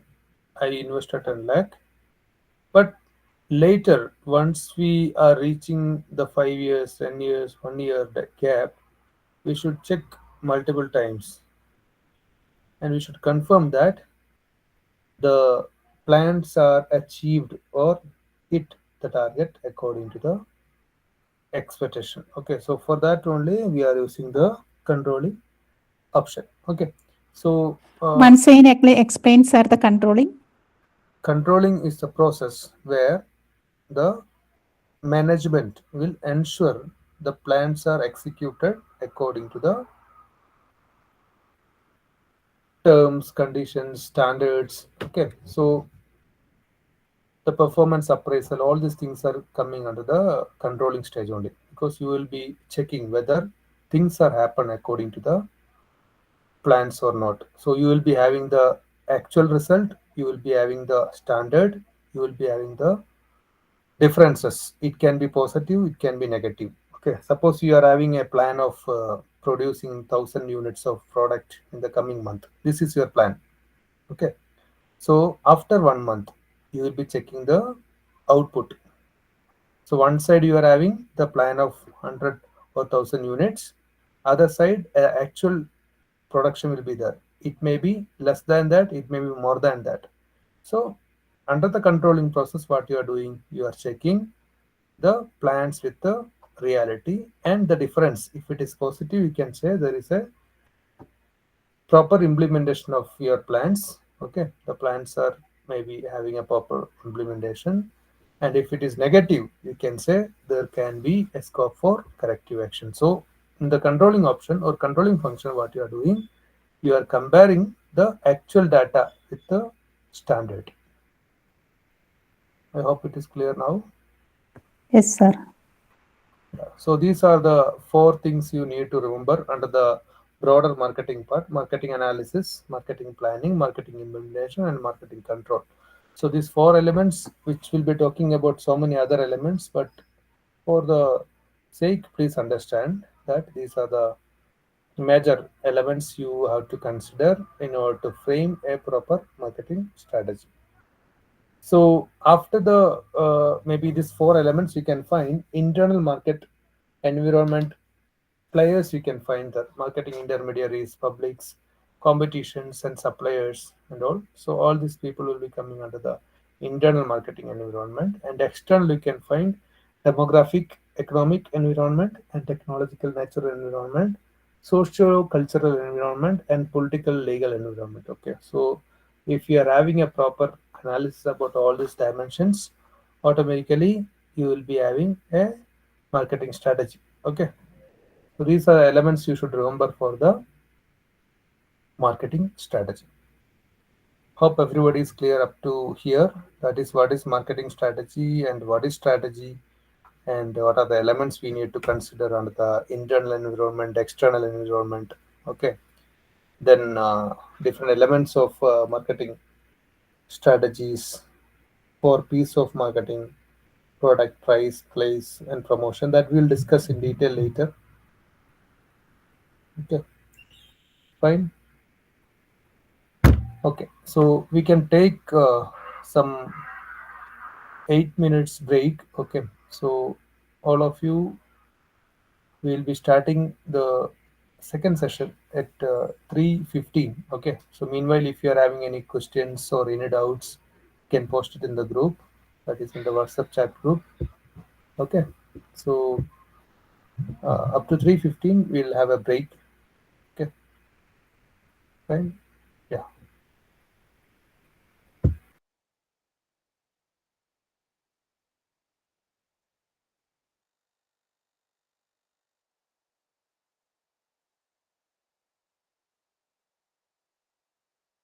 All of you can take a break.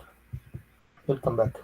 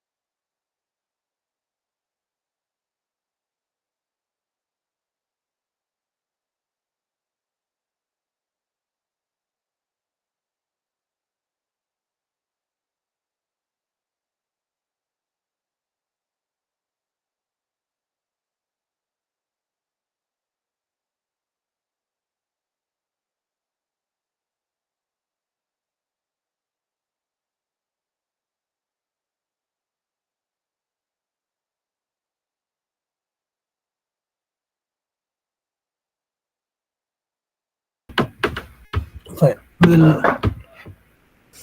Yeah, we'll share the PPT. Okay, this is what Shiv Kumar ji we were discussing. Okay, hope it is visible now. Yes, sir. Right? If it is visible, please confirm so that Yes, we sir. can go Yes. ahead. Hope the PPT is visible.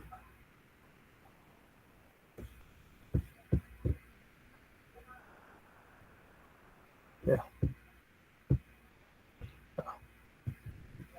Fine. So we had a discussion about this. Okay, for the internal elements, external elements, internal environment of the market, organization, external environment of the market, how the four elements of marketing mix is also coming there. Exactly how all these things put together influencing the targeted consumer market. So this is the understanding we should have, and all this planning put together we can call it as a strategy. Okay.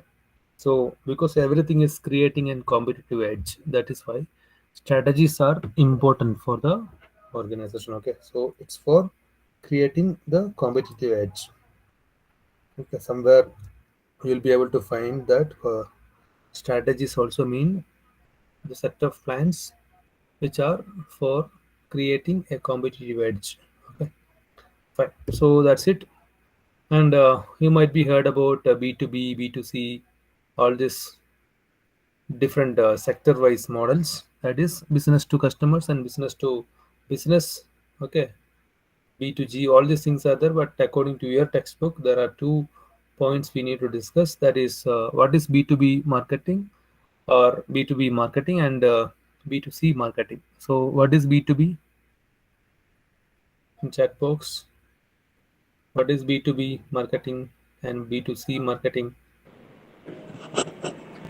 B2B is like a wholesaler to retailer, sir. B2B business to business. B2C is business to consumers. Okay, so our marketing efforts for the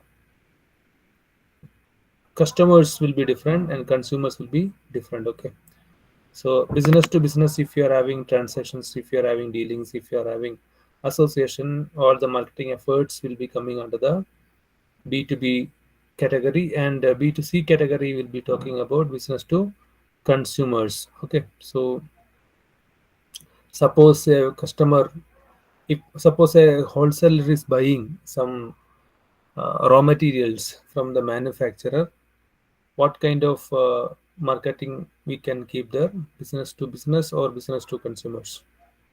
Wholesaler is buying products or raw materials from the manufacturer. What type of, it is business to business, right? So that's it. Okay, so the approach of business to B2B and B2C will be completely different. Okay, so you can go through it. If you want, I can explain. Okay, so you can go through it. You can just maybe see the PPT and accordingly you can find. Okay, so this is one of the question always you can expect in the examination. What are the functions of marketing? Okay, so you can find there are 3 major functions you have to remember under the functions of marketing: exchange function, physical distribution function, and last, facilitating functions. Okay, so these are the major 3 categorization of marketing function. So this question usually asked in the examination. Okay, so even this can be used for some other answers also. So all of you can study this. So what is this exchange function? As somebody mentioned in the keywords in the beginning, buying and selling of goods and services will be one of the major functions of marketing. Okay, buying as well as selling. Okay, that is coming under the exchange function.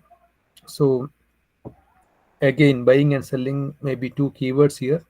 So many other elements we need to consider in order to buy, in order to sell the product and services. It can be the quality, price, quantity, standard, and satisfaction, preferences, taste and preferences. Okay, cultural elements. So many things will be there. So exchange functions are the first principal functions of marketing. Okay, second is physical distribution.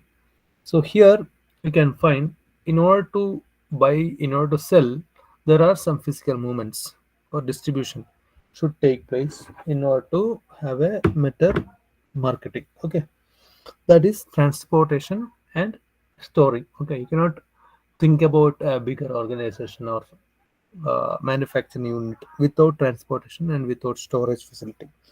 Warehouse, all these things are in order to store the things, and transportation in the sense it may be vehicle transportation. Okay, goods should be moved from the manufacturer to the end user. Okay, so there is a physical movement of things also sometimes. Okay, so the transportation and storing will be coming under the physical distribution functions of marketing. And third major category of marketing function is under facilitating functions. Okay, so what is standardization and grading? Sometime if you are producing, suppose if you are looking about the, suppose if you are having a cashew nut manufacturing unit. Okay, you have to have different grades of cashew nut. Okay, grade A, grade B, grade C, export grade, maybe local usage or local grade or grade C. So all these things. Okay, grading is important. Then standardization. What is the standardization for gold? What are the standardization keywords you see for the gold? What we usually check? 22 It's carat. how many carat, right? Or else 916, right? So hallmark, right? All these things are the different kind of standardization, right? We will not be buying the things without checking the standardization. So these are the different function, other functions of marketing. Okay, that is also coming under the scope of marketing. Then financing, risk taking, securing market information. So all these things are the facilitating functions, like somebody mentioned in the beginning, analysis and interpretation. All these things also coming under the facilitating function. Okay, so these are three major functions of marketing: exchange function, physical distribution function, and facilitating function. Hope it is clear for all of you.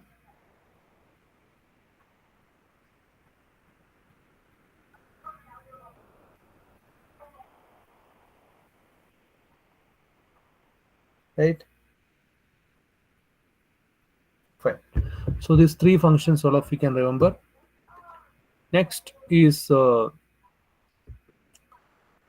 concepts in marketing. Okay, so here there are different keywords you can find. All these keywords may be useful. You have to understand what is this particular keyword is about. Okay, so markets are the needs and wants we already discussed. Then product, it's something which is physical product. Okay, value and satisfaction. What is value and what is satisfaction, right?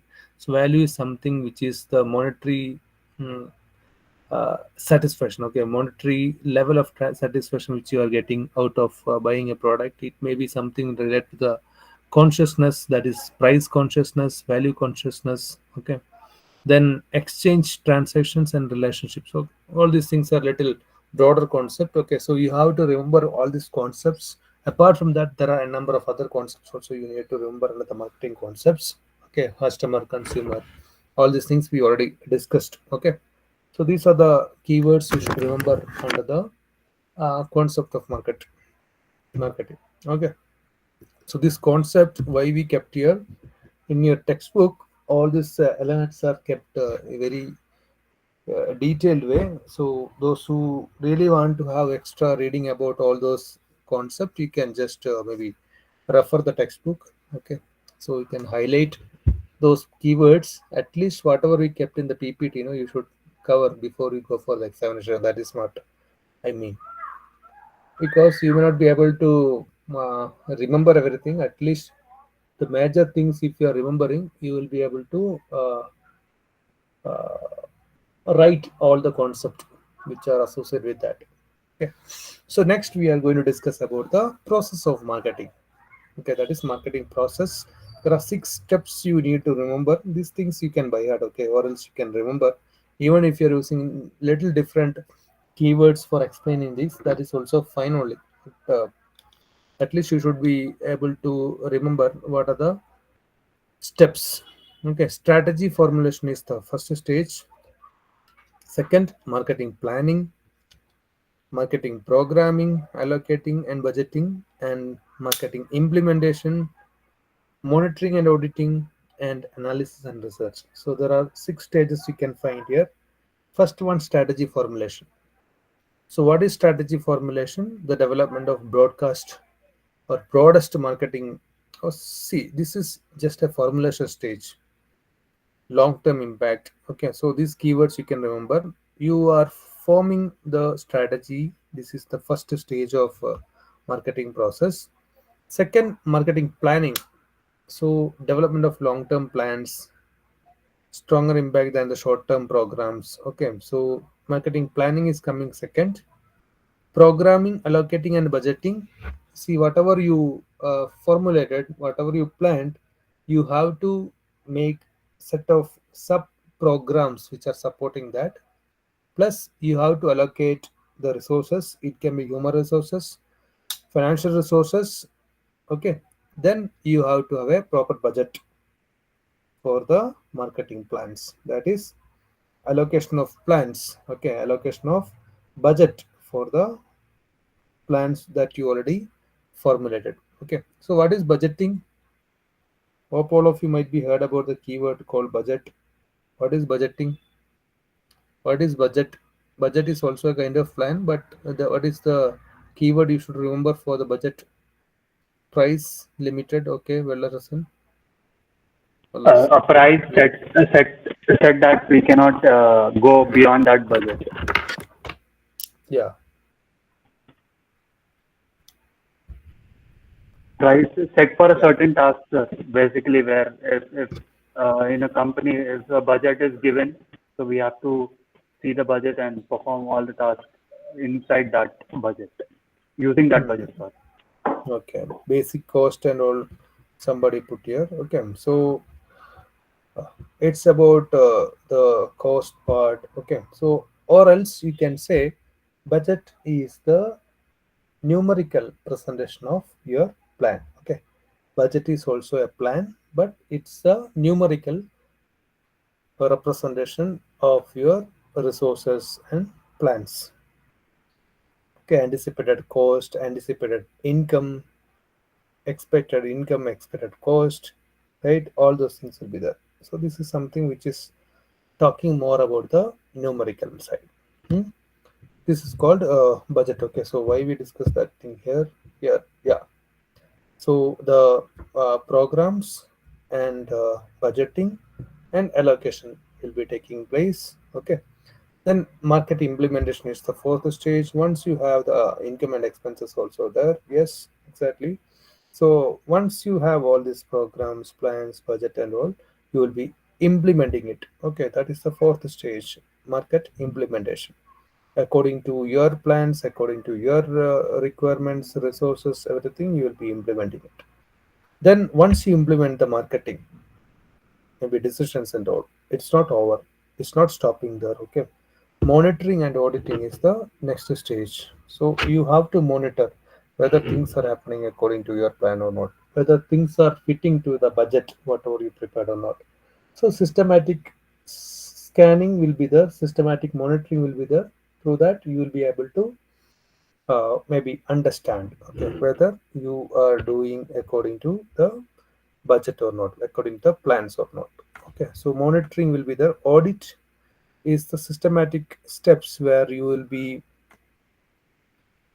making about the compliances, okay, of accuracy, legal side, principle side, concept side. Okay, so auditing will be helpful for you to analyze things that happen according to your plans or not. Okay, right. So the last one, analysis and research. Okay, so here analysis and research, it may be coming last, but marketing process analysis and research will be there in each and every stage in order to create the strategy, in order to create the plans, in order to program, allocate budget, in order to implement. Everywhere, every stage, every levels, you need the last stage, that is analysis and research. Okay, you cannot take any decisions, you cannot have any decisions without considering this element called market research. Okay, so without doing the market research and analysis, you won't be able to take any steps in the marketing process. So here you can find some association between all these things. Everywhere you can find analysis and research is one of the key element or key stage or key concept which we cannot avoid, okay, in any stage of the marketing process. We can also check about the research and development investment of different corporates, different companies in the real scenario. We can find that majority of the companies are having R&D block, R&D section now. Previously it was not that, because nowadays market is not about the uh, maybe the producers driven market. It is something called data driven market, okay, because those who are having more data, they will be able to have the right decisions like that. In order to do that, you should have the data first, then you should have a proper analysis and processing of data. So analysis and research is one of the important concept or important function in the marketing, okay. Without that, we won't be able to have the right decisions. Hmm? So this is a relationship we can find. Strategy formulation is based on analysis and research and auditing and monitoring, because we cannot create a strategy formulation or we cannot have the formulation of strategy without considering the analysis and research and auditing and monitoring, okay. So with that only you will be able to create the proper strategy. Hmm? So this is association between all these elements. We can just go through it. Next, we have to discuss about the 5 C's of maybe marketing analysis. You can find these 5 C's also. You can remember. Okay.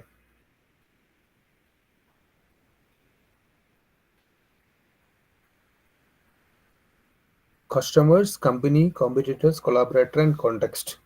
So these are the 5 C's of marketing analysis. Sometime you may get some questions based on these elements. Okay, what are the 5 keys? What are the elements which are coming under the 5 keys of marketing? Then these 5 C's will be based maybe for the basis of market segmentation, target, and positioning. Okay, so STP that we will be discussing. Okay, what is segmentation, what is targeting, and what is positioning. And once we have that, okay, we will be having the major elements of marketing, that is 4 P's of marketing, that is coming as a product, price, place, and promotion. And all these things will be helpful for you to acquire customer, that is customer acquisition is the next stage. At last, all these things will be resulted towards the creation or generation of profit, okay. So this is the semantic maybe of marketing process, okay. So the marketing process, you can keep those 6 stages, or else you have to talk in a graphical way. If you want to present, you can use this representation, okay, how the marketing is taking place in the real scenario, okay. So 5 C's and STP, that is segmentation, target, and positioning, so that we will study in the next unit in detail, okay. Then 4 P's of marketing: product, place, promotion, and pricing, okay. So before going to that, let me know what kind of decisions we need to take. Suppose if all of you are a marketer, okay, all of you are manufacturing a product, okay. So what are the product decisions we need to address? What can be the questions we need to clarify which is related to product? Put the keywords in the chat box, okay. If you're not unmuting, fine. Tell me what kind of decisions we need to confirm which is related to product. So when manufacturing a product, we would have to look at why. Firstly, we need to think how this could be beneficial to the customer, and in what way it could benefit if a product is sold to if someone buys the product. And looking at that, we have to see other sides of it, the quality and the pricing and the benefit that it can give to the customer. Yeah, And the materials, thank you. we have to use it so that we do not face any issues while. Yeah, thank you. Thank you. So here there are few input apart from this. Majority of the points he covered. From plus you can find price, quality, needs. Right? We cannot decide a product without checking the needs, raw materials, exactly where we are supposed to procure the raw material. What is the cost for the raw materials which are using for the production, and what kind of brand, yeah, which brand we should use, right? So that also we have to uh, check, right? So that is also important. So these are the decisions. Apart from that, I will tell you some grade of product standardization, quality part, what is the composition, what is the description, what is the quality that we need to keep, what are the elements we need to put as a ingredients, right? Whether it will satisfy the needs and wants of the customers, whether it is demanded by the fashion and the trend of the market, whether it is satisfying the targeted audience, whether not audience, consumers. So all these questions are there. Yeah, warranty, brand, everything is there, right? Okay. So these are things we have to remember under the product part. Second is place. So place in the sense where we are supposed to uh, start the business, okay, and how we are going to deliver the product. What is the mode of transportation, how we will be delivering the product, what is the physical movements of goods, how our product will be moving from one place to another place, whether the place is more, sometime you may also find some maybe shops or restaurants. Sometime I have seen some KFCs, they might be having a better quality product, okay, maybe better facilities, amenities inside, seating space may be very good, but outside no parking. It may be in the middle of the city without parking, right? So they may not be able to get the right customers. So they may not be planned properly the place where they're supposed to start and how movements of customers will be. So all these things are also important. Then promotion. So what are the decisions or questions we need to address under the promotion, maybe elements of marketing mix? You can put the keywords, that is better, because I may not be seeing the. What can be this promotional questions or keywords we should remember? Offer, yes. What do we need to give any offers? What is a sales advertisement, or is there any advertisement options you are keeping? Right, appraisal, right? Appraisal, yes. How it will be reaching to the customers? How are we going to communicate about our brand to the customers? Right. Then social media, right? Social media, do we need to keep any the mode of communication of your product, right? Discounts,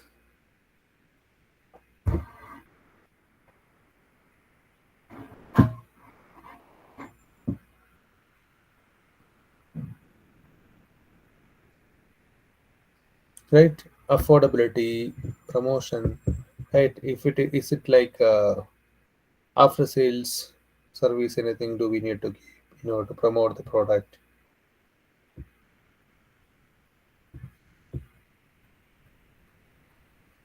right? So all those things. Right, fine. Anyhow, we'll be discussing that. All these things will be helpful for you to maybe fix the pricing, and ultimately it will be helpful for you to acquire the customers, and last, it will be generating the profit. Okay. So there are some marketing environment keywords that we discuss. Okay. So we can just see it again. Competitive environment. Okay. Who all are your competitors? You need to understand. And political and legal environment, right? Then economic environment, political and legal environment, what are the things we need to consider, whether we are having a right. See, Afghanistan you might be seeing now, so suddenly the entire country's political environment changed, right? So they may not be able to, if you are having a business in Afghanistan, automatically it will be affected, right? So the political environment and legal environment is very much important. Competitive environment, if you are having so much of competition in the market about the same kind of product and all. So suppose if you are having such kind of problems, you will not be able to have better profit, right? So that also you need to scan. Then economic environment, if it is a recession time, if it is a boom time, if it is a progressive economic time, so all those things, the stages or economic condition of that particular country, of that particular state, or of that particular place, you need to consider. Okay, technological environment. Are we adopting the recent technology in the process? Are we up to date our technological things in the process? Are we using the latest technology in the process? That also need to check. Okay, that is also important while marketing. Then the fifth one is socio-cultural environment. That is, see, suppose if you are starting some business like a restaurant which is dealing mostly on non-vegetarian things. Okay, suppose if you are planning a place where majority of the people or public is vegetarians, it won't be having any reach there because nobody will be coming and eating. So you have to study about the social demographic profile of the people, then culture. Suppose if anything which is not a kind of food items which is not part of their culture, they may not be eating that. Okay, so like that, socio-cultural elements also we need to scan before we market our product or services. Otherwise, we can do the marketing, but it won't be having any impact because people won't be starting to eat non-veg only through your message or your advertisement, because it is part of the culture, it is part of their tradition, it is part of their social life and all. Okay, so like that. So marketing environment can be broadly categorized into this internal environment and external environment. Under the external environment, you can find all these elements. Okay, competitive environment and legal environment, economic, technological, and social cultural. Hope all of you are clear about this 4 points. We can discuss about this for a year, maybe for the entire day. Okay, so this is that much of wide, but at least you have to have the keywords.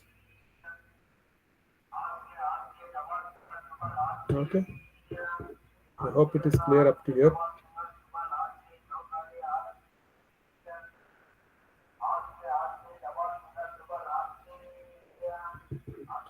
Ashok Kumar ji, you can turn off your video.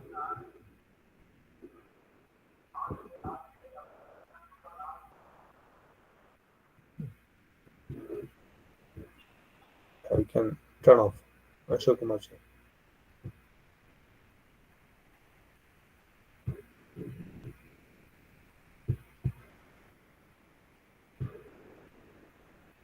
Yeah. No response. I hope it is clear. Yeah. Fine. Fine. Fine.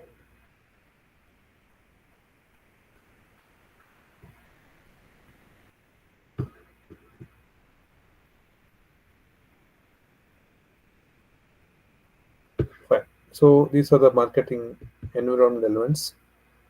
Now we'll be discussing about these topics, that is what is buying behavior, models of consumer buying behavior. Okay, then determinants of consumer buying behavior, then the consumer decision making process, then marketing implication of consumer behavior. Okay, so now slowly we are going to the deeper side of this marketing and marketing management subject, that is what is consumer behavior and how marketing or determinants of consumer buying behavior will be affecting the purchase intention or behavior of the consumers.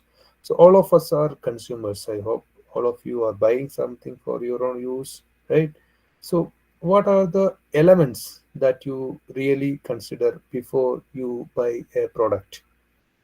Okay, so we can talk about the cloth.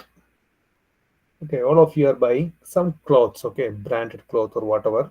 What are the keywords you usually consider? Brand, yes, brand we usually check, right? right? The size, yes, whether it is in the right size. Quality and price, yes, without looking to the quality and price, right, we will not be buying the product, right? Quality and price. Then material, yes, what kind of materials.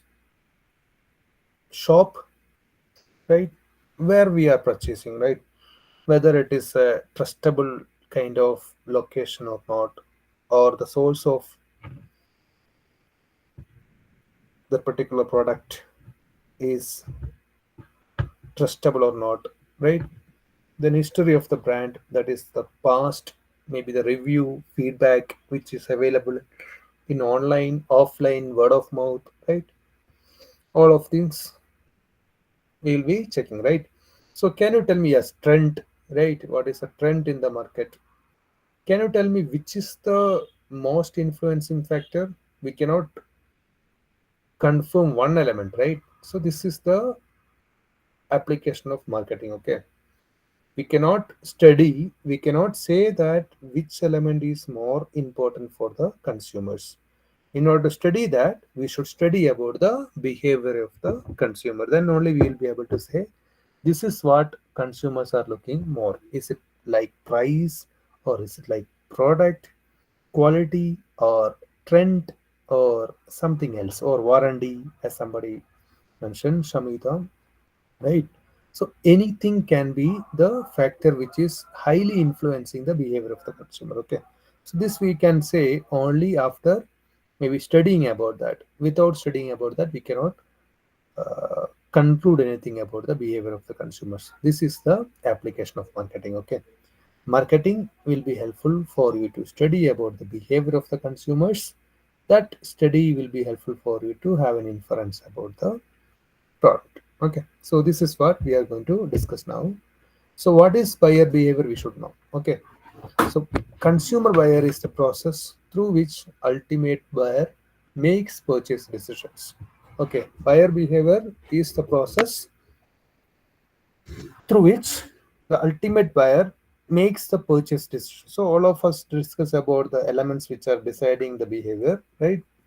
Here is the definitions. You can keep any of those definitions. Okay, it is a study of buying units and exchange process involved in acquiring, consuming, and disposing of goods, services, experience, ideas. Okay, so or else you can check the next maybe definition. The decision process and physical activity individuals engage in when evaluating, acquiring, using, and disposing of goods and services. This is what buyer behavior is. Okay, sometimes it is not only about buying something, after buying, after using, up to disposing, whatever elements which are coming, all those things will be putting under the scope of buying behavior. Okay, not only the before or pre or pre-buying or maybe post-buying also is there. Okay. So what are the determinants you can find? Cultural influence, right? We may be using buying the product which are maybe having the influence of our culture. Group influence, suppose if you are buying a product for a marriage function, so you will be seeing what others will be wearing. Okay, not only your interest, where you are going, that is also important, right? Suppose if you are going to a temple or a mosque or church, you will be seeing the group influence. Okay, so what kind of dress will be suitable when you are going to a temple, when you are going to a mosque, or when you are going to a church, right? So that group also, or society or culture also will be influencing that. Then family influence. So sometime we may also find sometime we may not be able to wear some dresses which may not be acceptable to the parents. Or there are few parents also here, they can understand, right? So it is not about liking a product. Apart from that, families also will be having a interest. Sometimes here you can find husband dominant, wife maybe purchase decision, husband's purchase decision will be again affected by the partner's preference. All those things are there. Okay, so that and all you can just keep it in mind. Fine. So these are the determinants of consumer behavior. These things you can keep it in mind. Then other internal factors, as somebody put maybe in the chat box. Apart from that, we can find some extra points here: attitude, learning, self-concept, perceptions, motives, right? Unique needs. Sometimes some people want some extraordinary color, okay, to get the attention in the crowd and all. So these are like unique needs, something which is unusual, okay. So that is also there. Likewise, we can say there are n number of factors which are affecting the needs of the consumers, okay, needs and wants of the consumers. In that way, it is put together, we can call it is the buying behavior of the consumers. Fine. Right. Okay. So these are the elements you should remember. So this is the consumer decision making process. Suppose all of you are buying a product, as we said, for the cloth. First of all, we will understand what is the need of this particular decision. Okay, whether you need to buy or not. Okay, why you need to buy a dress now? Is it for a party? Is it for something else? That you need to understand to satisfy which problem you are buying the product. This is the first stage. Second stage, you will be searching about the information about the particular product. Okay, where it should be buy? Okay, which place we can buy, whether it is from Amazon, Flipkart, or any shop or something. Okay, this is what we are be checking about in the information search. Third stage, you can find evaluation of alternatives. Suppose if you are finding the same product in Amazon and maybe Flipkart, same product, okay, there is no difference. So you will be having alternatives, multiple options for the same product, okay.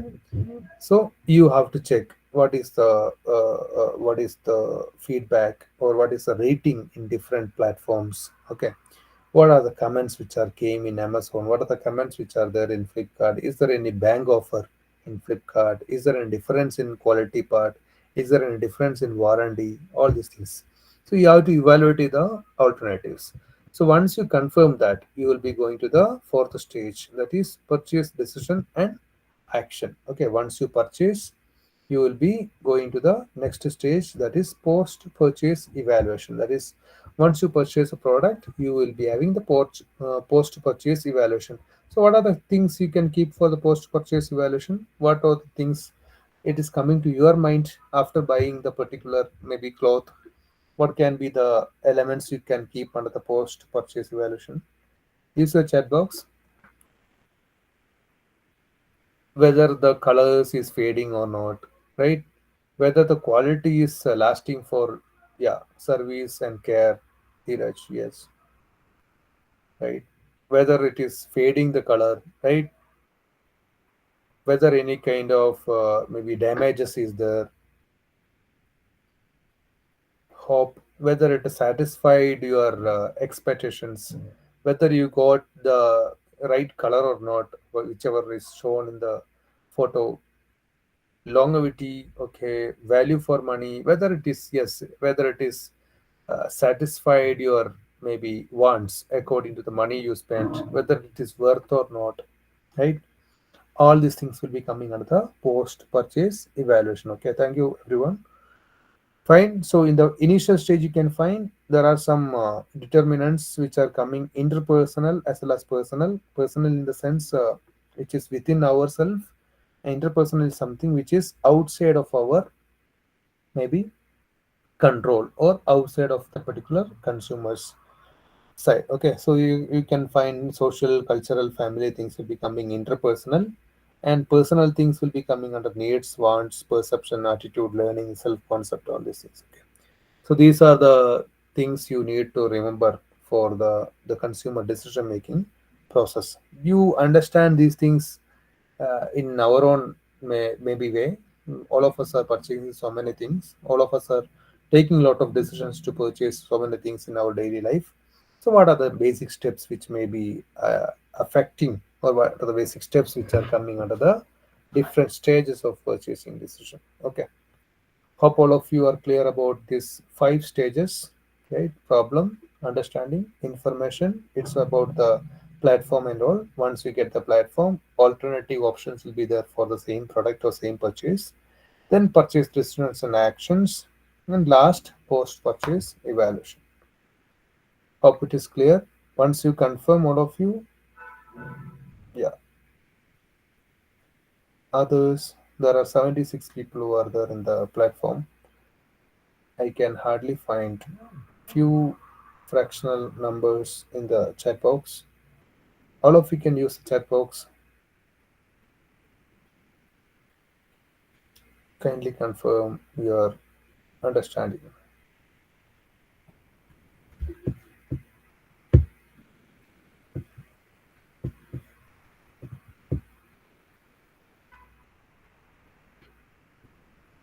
Ashok Kumar, have you put some concern or you confirmed your understanding? I'm not sure.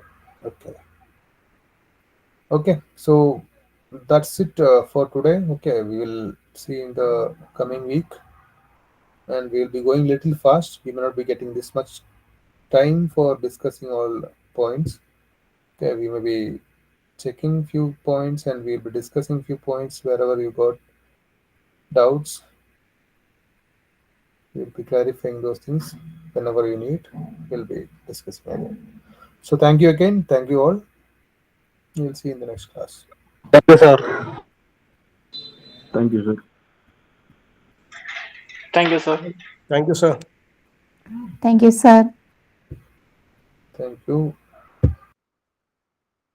You can do. Thank you. Thank you, sir.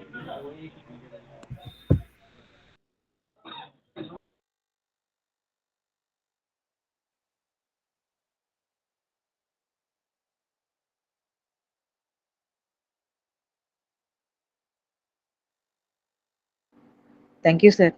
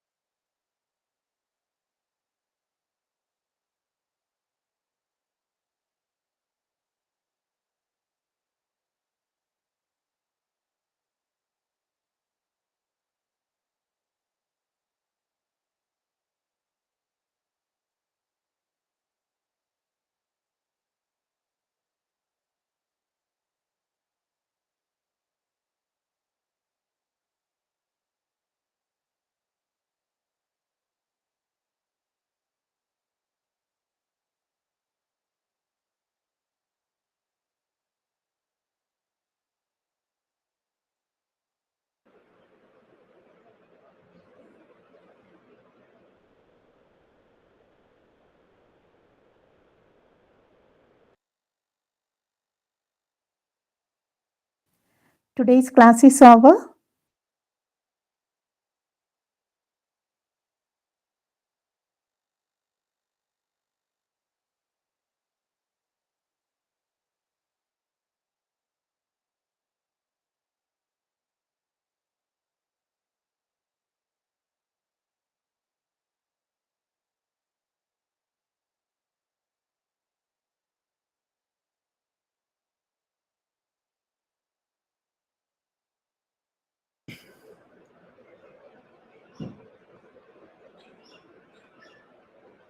I think it's over. 4 p.m.